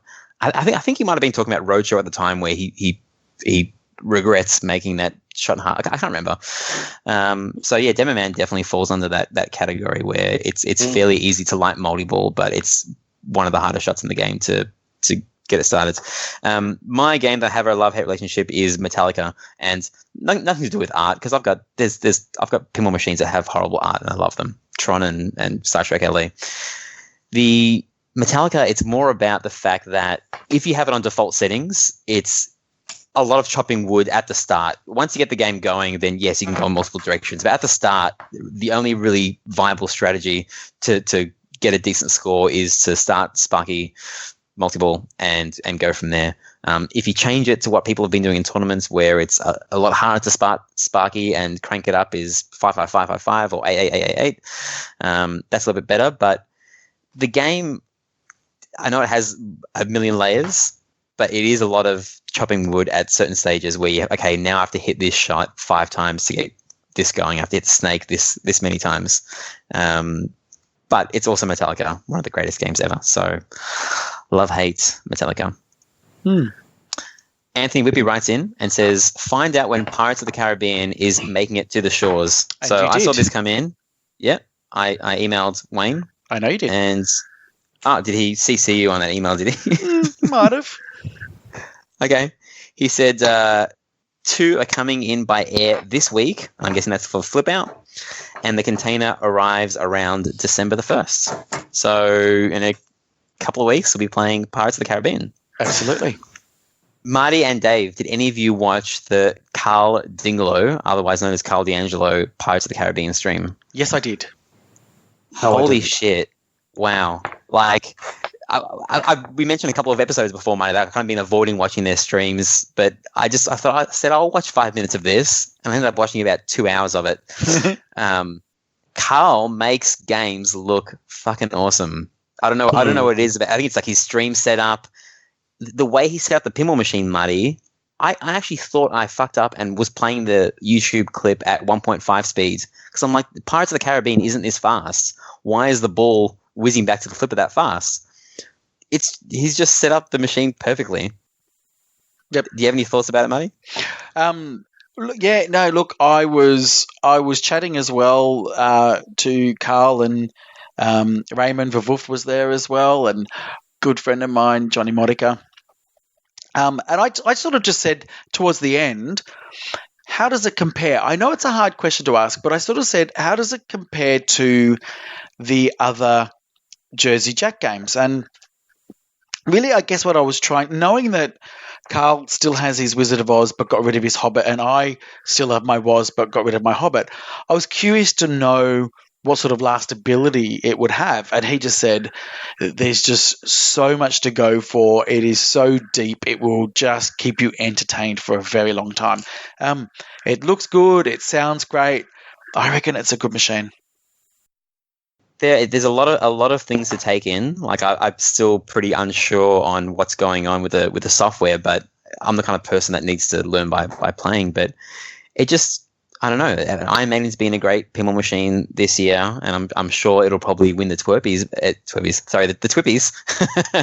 But Pirates of the Caribbean has to be a smoky for it, right? Like it's probably not in enough hands yet, but it has to be up there because, as I said, I will link it in the show notes. Watch Carl D'Angelo's stream. Forget about all the other streams you've watched, even though there were Keith Johnson and Eric Minier explain the game. Watch this stream. It's fucking amazing. Long games, about an hour for a 4-player game, with no ball save. So it is a long player, but so is Batman 66. It's a long player because these 4 players are incredibly good. Who were the other 2 people? They were like really freaking good players. I have no idea who they were. I missed the first 30 minutes of the stream, so There's I'm sure only one they of them I introduced didn't know. themselves. So I know Johnny Modica. I know him from tournaments, and Raymond I know because he's Vavoof, and I watch his Twitch stream. And Is he the guy with the blonde hair, or is he the guy with the long hair? Long hair. Ah, he's Vavoof. Okay. Yeah, he's awesome. Hello to you. Okay, cool. All right, moving along. I think we got a lot to go. We've only got a couple more. Okay. So things you would put in a pinball machine if you were tasked to design one. Not a dream theme, but rules and layout. There are a lot of possible rules that have never been done before. Jeez. And then part 2, what kind of crazy toys would be possible if pinball machines had a $25,000 bill of materials? Oh, Ezra. Thank you for the question. Oh my gosh! This one, we should have saved half of these for the next episode. That's such a good question. I reckon we need to revisit that one. We will not have enough time. Yeah, I'm not creative enough to think of something on the spot. Steve is seconding Marty's gin request. Rick Savage, what about mods that regret, didn't turn out, or just didn't like? You don't mod your machines, really, Dave, do you? Do you regret putting the custom decals on your Creature from the Black Lagoon? No, it's pretty cool. It's actually purple. Matches the LEDs. No, I'm not really a big mod guy, and I've got like in all my machines, I've got probably 10 mods in all of them. So I'm not really a big pimp the machines out. I just like to have the machines working 100% and playing well. I'm more of a player than a modder, but not my thing. What about you, Marty? Well, look, I as you know, I don't mod, but the 2 main mods I've actually had for my machine, they were both for Star Trek, and it's not that I necessarily regretted buying, but I was disappointed with them. And the first one was it like one of the Pinnovator's headphone jacks that you could put on a Stern? Mm-hmm. And Stern had changed the design of the volume control within the front part of the machine, so I couldn't use the external volume up and down button. So that made that really quite annoying, and I was kind of disappointed that it didn't come, and I paid for the extra one that had all the volume control. So I guess I was disappointed that I spent money on that. It didn't work. And the other one that was also on Star Trek was an LED mod that goes in the Vengeance machine. The Vengeance ship. It looks very cool, but because of the weight of it, when you destroy the Vengeance, the Vengeance falls down and then won't go back up again. Is that the reason, Marty, or is it something else? Surely it's not that heavy. No, it's not that heavy. 'Cause But I think I've got the same one on mine, and mine's fine. I've seen that mod in 2 other machines, Star Treks, and they do exactly the same thing. So there might be some tweaking that I should do, but Yeah, I don't, but it's just one of those things where I go, this should be easy. It's Okay. not. I guess one of them. The only time I've ever stuck a trinket on a pinball machine is Tron, and it was like the amiibo things or whatever it's called, or what? There's amiibos, and then there's something else. You know those little things that you get for like Xbox and PlayStation, where the NFC devices. Anyway, it's a little figurine of like Tron, but it was cartoony and it didn't really suit the rough edge of the pinball machine. So I installed those and removed them. I'm not really a trinket guy because it's usually going to fall off one day, or a ball will hit it, or it'll chip. I don't know. Yeah. That's about it. I haven't done too many mods anyway, and do you like them? Aaron talks about the horrible condition that sided pins are for $2 a game. That's just people being lazy. We've talked about that before. The best example is, I guess, Bayside. As long as the pinball machines are still making money, then there is absolutely no reason for the operator to care. So if you support the pinball machine by putting money in there, then you can't really, continuously, you can't really complain about the condition like I do at Bayside, because I still go there. And now I've embraced how shit the pinball machines are there. Yeah, you just adjust your play style. Well, at least you guys it's like you guys have actually got machines out on route or out on site. We haven't got any machines over here, or there's very few left now. So at least you guys have got some to play. That is true. Not that you would ever go and play the machine. I mean, if there was a location, Dave, that had 50 pinball machines and they were all in amazing condition, would you still have the massive collection that you have today? No, I wouldn't. I would. I mean, I think we've talked before about me actually. I've been looking to set something up in Auckland where I'd set all my collection up for people to come and play. But the real estate in New Zealand and Australia is just so expensive; it's just cost prohibitive to do it. So it's not really a winner. But no, there's no need to have all these pinball machines if there was somewhere to go and play them. I'd love for there to be an arcade in Auckland, and I could have a heck of a lot less machines. But then there'd be nowhere for people to come and play pinball machines.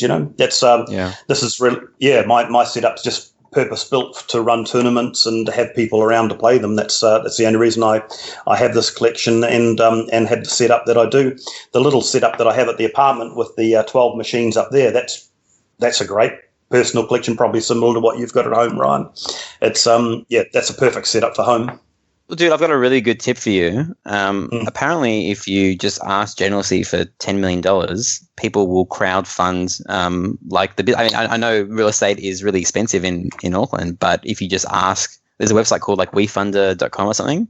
Just put your story up there, ask for $10 million, and the money just rolls in. Yeah, I might start a thread on Pinside tomorrow, actually. See if I can knock a few up and see if I can get a bit of a loan happening. Yeah. Yes. Petey Pinsider is talking about how much we suck. Thanks, Petey. The next one is about wombat poo, Marty. And scientists have finally figured out, after all these years, so we were trying to figure out why it's done. Well, we kind of worked it out. What, square assholes? No, it's not their square assholes. It's their intestines. Certain parts of the wall will flex more than others, so it actually forms like a cube or square type shape around the intestines, which forces it to be cube shaped. And then did you read the article, Marty? Yeah, I did. Did you read all of it? Yeah. So the funniest part was, we currently have only 2 methods to manufacture cubes. We mold it or we cut it. Now we have a third method, Yang said. It would be a cool method to apply to the manufacturing process. How to make cube with soft tissue instead of just molding it. Holy crap. So they figured this all out because they want to figure out how to make cubes. So they literally got wombat roadkills, opened them up, and now they're going to use that to make cubes. Hilarious.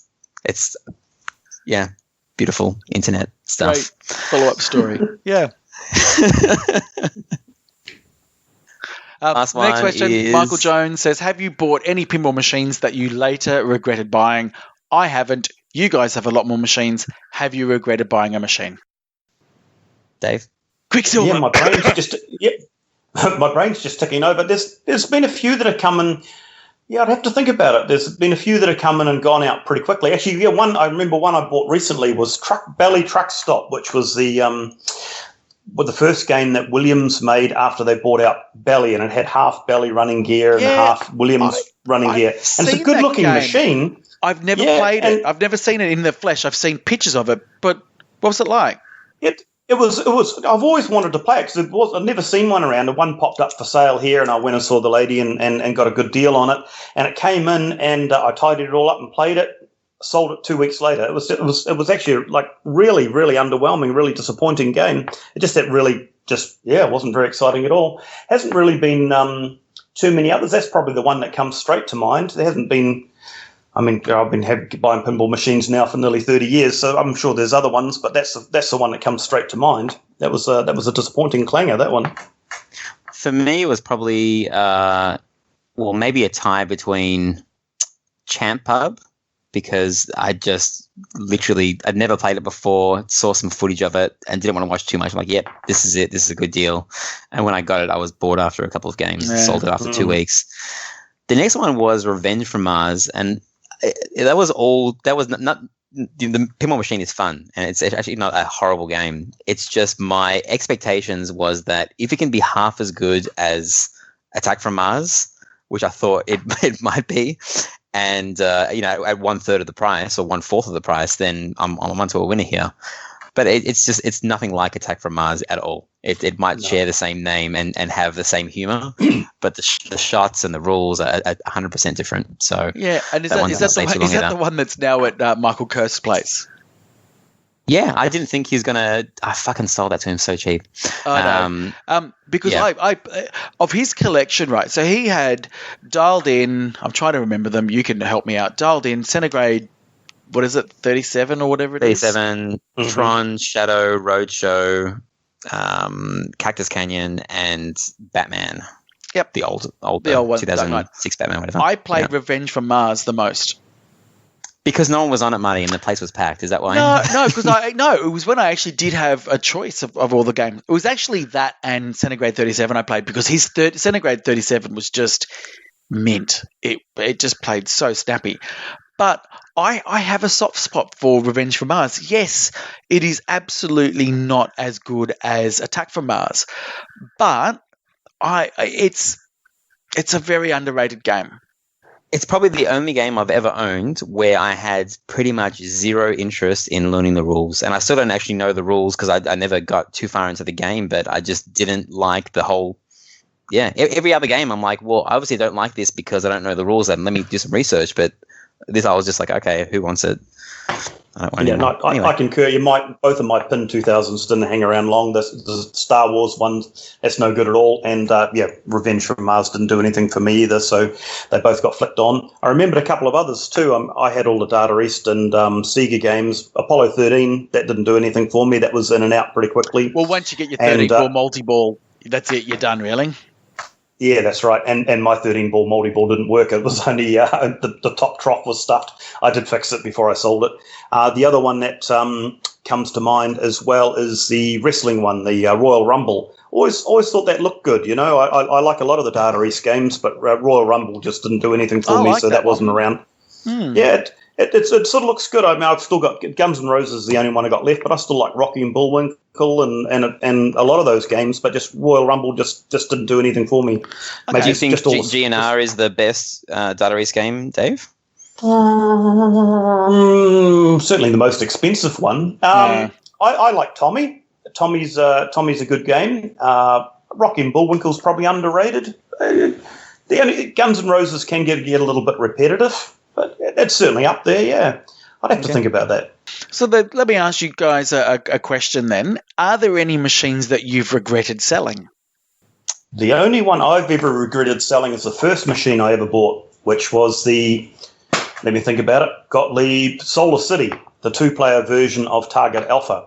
And I bought that in 89 or 90. It was my first machine I ever bought, and it got boring after a while because it was the only one I had. And I sold it, so I still wish I had that one. But otherwise, no, they come and they go, and if they go, it's normally for a reason. So that's the only one I ever regret selling. Yeah, I've bought a couple of pinball machines twice, but then kind of, I think Whitewater is the only one that I've bought twice and held on to it. Not really. I mean, I guess that's why I've got a bunch of pinball machines on site as well, because I own them but don't really own them at my house. So it's that halfway in between of selling it, but not really selling it. So not yet. I haven't sold a machine that I've desperately wanted back so much that I've regretted. Okay. Well, except for the ones that you did sell and then bought back.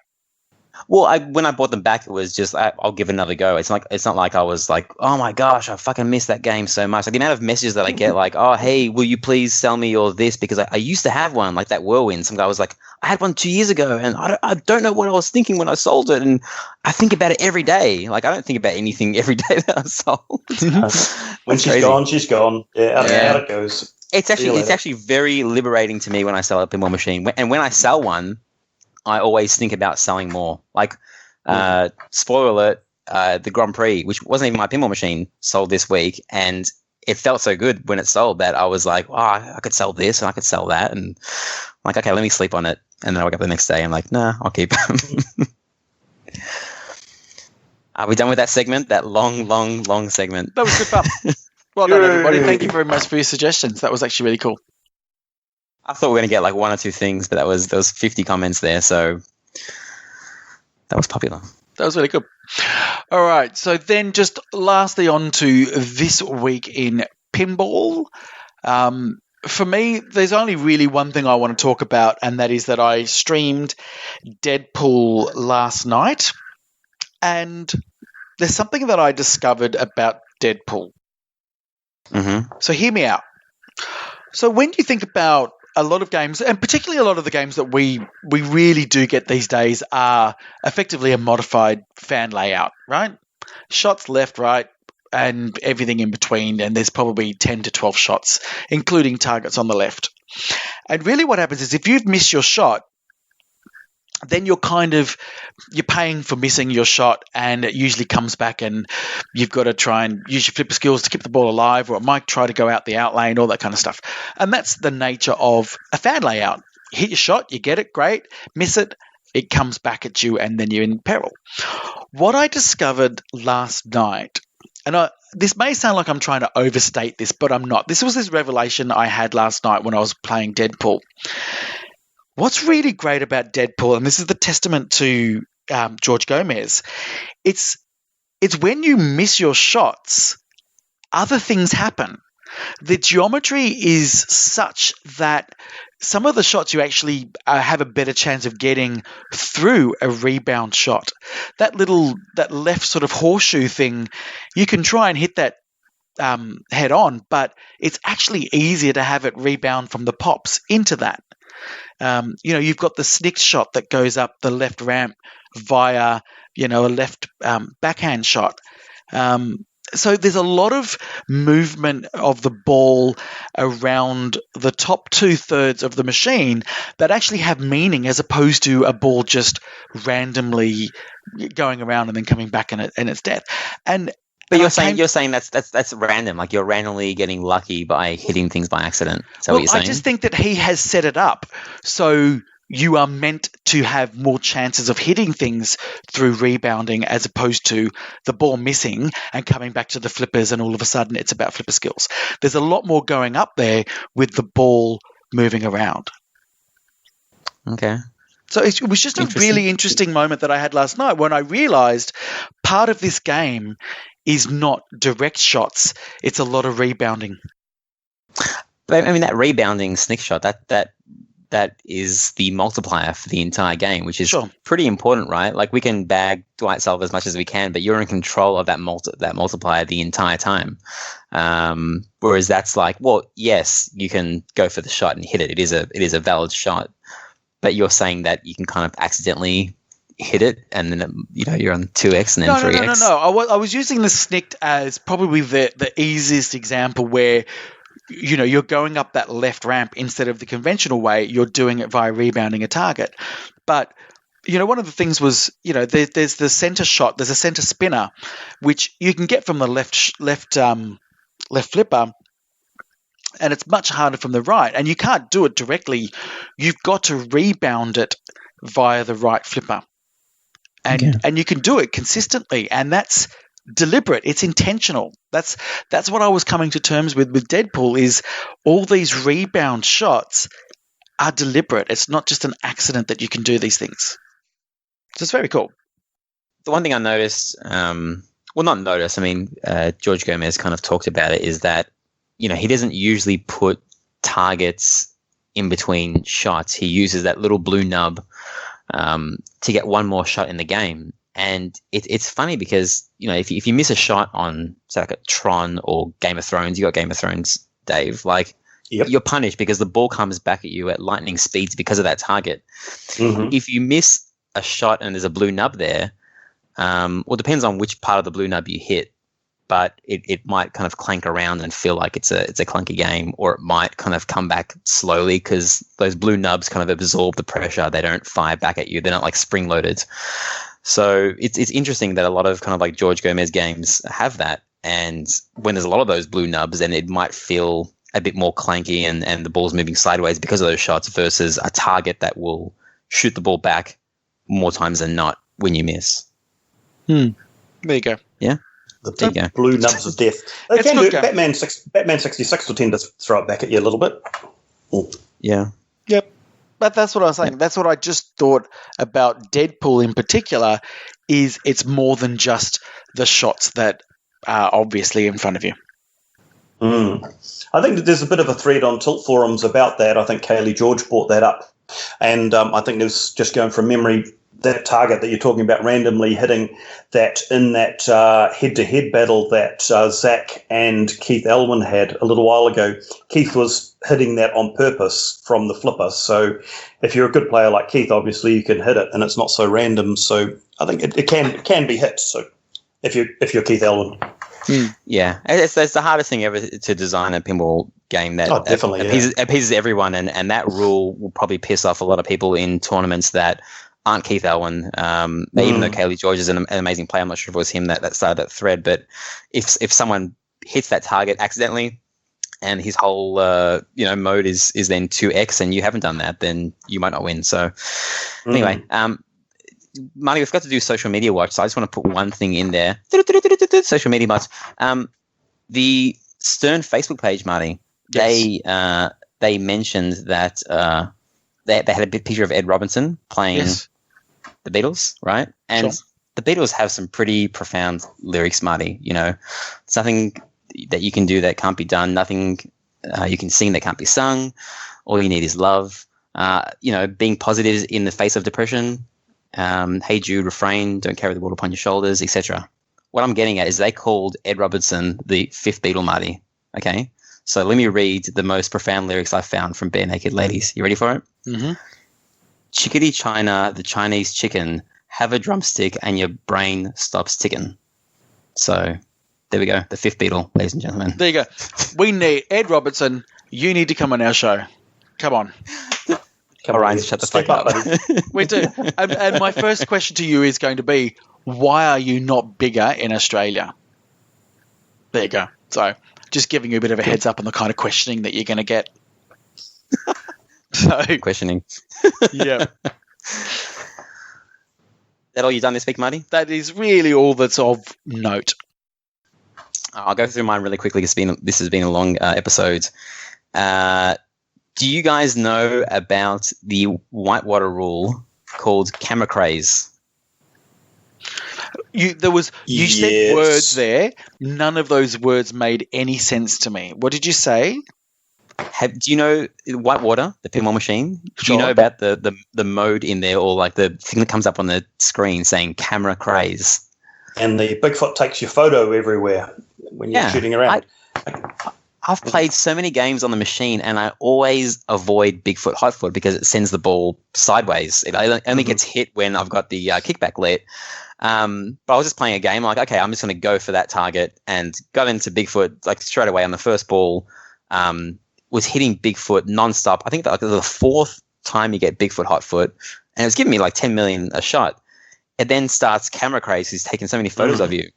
And the mode's over, but then every shot I hit, no matter if it's lit with a yellow arrow or not, it's like every shot in the game, you get 3 million points, which is worth crazy amounts. I want to know if this is like a valid tournament strategy or if it's just going for 5x multi-ball. Yeah, I think definitely Whitewater's all about the multi-ball, and if you can do 5x, then you're going to win by miles. But yeah, I've been camera crazy. Is it 4 times? Is it through Bigfoot, Hotfoot? Again, it's something you don't normally go for.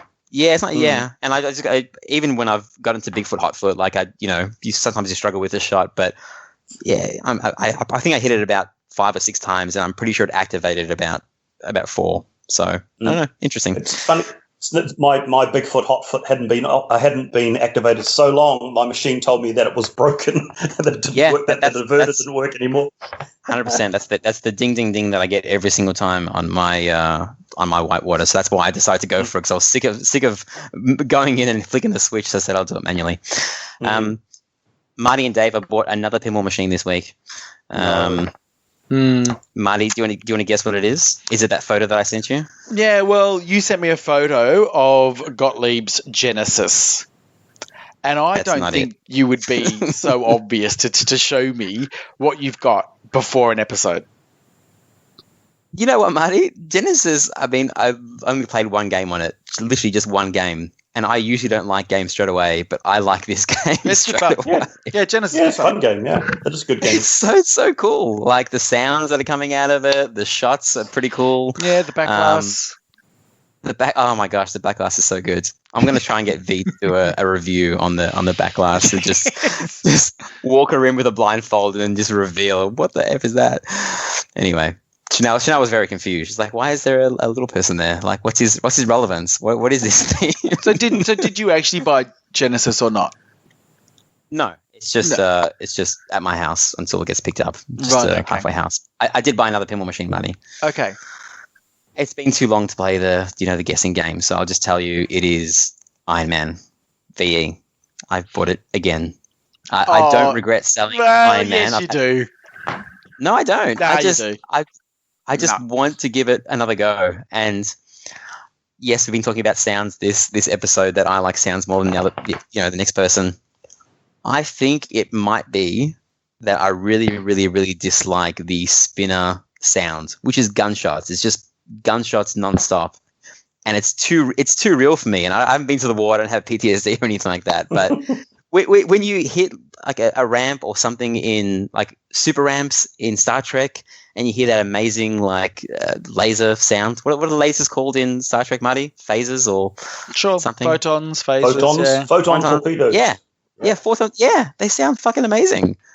But gunshots are just gunshots. So if I don't like it after 2 weeks, I'm editing the Iron Man spinner sound to photons or something cool. The Quicksilver spinner sound. And if that doesn't work, then I'll sell it or put it on site. So that's Iron Man. Cool. And the last thing I did was I registered the Great Opportunity pinball tournament thingy. 3 tournaments in one day. I can't be bothered talking about this episode, but yeah, 3 tournaments in one day at my house. 14 hours of pinball would be the longest time I've ever played pinball for. And that is on the 16th of December. So I'll link that in the show notes, and I'll talk about it in a future episode. Awesome. Yes. Dave? Probably done a million things this week in pinball, right? Yeah, I have. Yeah, I've just finished the skateball, put a new CPR playfield in the skateball, so that's all cool. That's going like a rocket. What else have I done this week? Oh, that's about it. How much do skateboards go for? I bought that machine that came out of Boston. I bought 6 machines off a guy in Boston and shipped it back. And it actually came with 2 playfields, one of which I thought was good, had a crappy one in there, and it shipped with another playfield, which I thought was good. I stuck it in the corner for a couple of years. I pulled it out and I went, oh, both playfields are shit. So I had to get a CPR playfield for it, which of course cost a fortune. But it's well worth it. Skateball's a really good game. You would have played that before, Marty? I have. That is, Yep, get the right hole as stacked as you can, and then repeat. That's the one. And the trick is you can't, because you've got to shoot the escape targets to ramp up your hole on the right hand side. But if you shoot another escape target, when you get the extra ball up or the special, and you shoot the hole, then it goes back to 0 again. You have to start all over again. So you've got to shoot. You want to shoot 2 or 3 banks of escape targets, but not 4. So that's cool. So that's all up and going. And the other thing I've just done this afternoon before we started recording was I've got a Freedom Firewood here, which I picked up on the cheap, and I'm going to retheme that as a. I've got this fantastic scheme here, so I've been working on it for a little while. Freedom's actually not a bad game, but it's not the greatest game ever. So I'm going to retheme that. There was never ever a Led Zeppelin pinball machine made. Back in the 70s, which was surprising because they were the biggest band in the world, you know. Yeah, they probably wanted too much money. Well, maybe they didn't license, or I'm not too sure. But so I've got pretty much all those classic Bally EM machines from 1976. So I got Wizard, Captain Fantastic, Old Chicago, Bow and Arrow. Freedom came out in 76 as well. So what I want to do is I want to make the Freedom into a Led Zeppelin pin, but make it as if, I don't want to put photos and that on there like a lot of people do. I want to make it look as if it came out in 1976. So if anyone walked up to it and they sit next to all my other ones, they'll say, shit, I've never seen a Led Zeppelin pinball before. Where'd you get this from? It's like, going for the Beatles strategy from the same era. They were popular in 1964. So let's try and emulate that era. Yeah, whereas Beatles has gone for it's really got modern gameplay and modern you're display. wanting it to look like it came out at the time. Yeah, so if random people came up, they'd go, oh shit, I never knew they made a Led Zeppelin pinball machine. So what I really need, this is actually an ideal platform for me to beg for help, is I'm a clever fella, but I'm artistically inept. So I've got a couple of pictures that I want to use for the back glass, but I want someone to draw the pictures because I don't want to put photos on there because none of these are all hand-drawn. So I've got some pictures. I really want someone to sort of stylize the pictures into artwork that I can put on the back glass. Playfield I've got under control. It's just the back glass that that I need a little bit of hand with. So if anyone wants to, I've got some pretty good photos I want to use, so we can use them as basically trace over them, but then hand draw them. I think that'll be real cool. So if there's anyone out there will work for Peanuts, maybe Bear or Christopher Franchi, after he does our logo. He did come to mind, but he sounds pretty pricey. But yeah, his artwork, like he did for Batman, would be that's exactly the concept that I wanted to go for. So if there's any kind listeners out there who have got some spare time and will work for either Bear or for cheap money, because this is the Peanuts project, then please send me a message. It'd be good. And how do people contact you, Dave? You can contact me at dave@pinballarcade.co.nz. That's pinballarcade.co.nz. Or they can message you on Pinside because you are... Of course you can.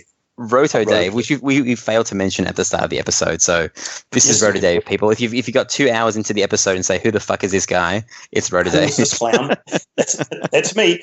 So yeah, just send me a message if anyone wants to give me a hand. That'll be real cool. The rest of it I'll do myself. There's no problems. But just that back glass, I want to get it looking 1976y. So if anyone, it actually could be a really good opportunity for somebody who hasn't done, like not an established pinball artist, to do some art like this, and then you never know, Stern will be giving you a job like everyone else. What a pitch! What a pitch! Oh, you man. could be the next Christopher Franchi. Your gateway is Dave Peck. Yeah, no, that's true. Yeah, man. Did you? So just artwork. You're not. The sounds are going to be all the same. The rules. Yes, I'm still going to run chimes. I've actually got an electronic system that I'm going to run in there. I'm still going to have the chimes, but I've rigged up an electronic system with MP3s so that each player plays the song, but it's still going to have the chimes as well. So the chime's going to be the main ding, ding, ding. But each song, each player, so player one, the first thing you're going to hear when you walk up to this old EM machine, you're going to push the player one button and it's going to go dun, dun, dun, dun, dun, dun, how fucking cool is that going to be? And then player two will have another song. So each player will have their own song, and then it'll come through. I'm going to plug it into my Marshall stack so that the Marshall stack will sit next to it, and it'll actually come through a real Marshall stack. So it's going to be pretty fucking rad, I reckon. Nice. Cool. I just need to get that back glass right. I don't want it to look like – I see a lot of rethemes, and a lot of them are pretty cool, but they look like an old machine that's trying to look like a new machine, and that's not what I want to do. I want to make it look like it came out in 1976. So, well, all the pinball machines back then, they were backglasses, right? With like the shiny kind of. They are, yeah. So you know how to do that? Like you know how to? Yeah, I've got a really good buddy who's a sign writer. He's a great guy, so he can print on glass, and we're going to print the playfield straight onto the wood. So we have the technology here in New Zealand to do such things. Believe it or not. Cool. So all I need is the artwork, and we'll be away laughing. And the Freedom's got an extra pop bumper added as well. So yes, it's not going to be just a normal Freedom. It's going to be changed around a little bit. So yeah, it should be pretty rad when it's all done. Alrighty. So that was today's project. Anyway, that's what that started. I stripped the playfield today, and I've just started scanning the playfield so I can start doing the artwork. So that's what I was doing today. Awesome. Cool. Are we done, Marty? We are done. One more thing before we go. We just need to announce, I've just been talking to Dan Robar from IFPA Australia, and we've set a date for the next Southern Hemisphere Pinball Championships. And when's that happening? June 6th, 7th, 8th and 9th of June next year in Sydney, in Australia. So Southern Hemisphere Pinball Championships will be run in June. From now on, this year was run in October, but from now on we're going to run it every June. So unfortunately next year, 2019, it actually coincides with the IFPA World Championships in Italy, but unfortunately it can't be avoided. It's the only weekend we can do it because Lee's a busy boy. So that's it. So everyone book in, all you top international players. If you want to come down to Australia and come and play some pinball, then you want to come down on June 7th, 8th and 9th to Sydney. And Lee is basically the Australian version of you, right? Yeah, so Lee in his barn at the moment, he's going to be building a massive barn, which will have 250 machines in. That's probably not going to be ready by June next year. So at the moment, he's only got a small barn, which has got all of his machines in, and then also some of Dan's machines. So I think they've got about 120 machines up and going there. So, and we'll be using, like we did for this Southern Hemisphere Pinball Championship, we'll be running exactly the same format. We'll be running a Pinburg-style format. We'll have a Flip Frenzy or something on the Friday night. We'll probably, again, be running probably four tournaments over the weekend, exactly the same as we did here in October.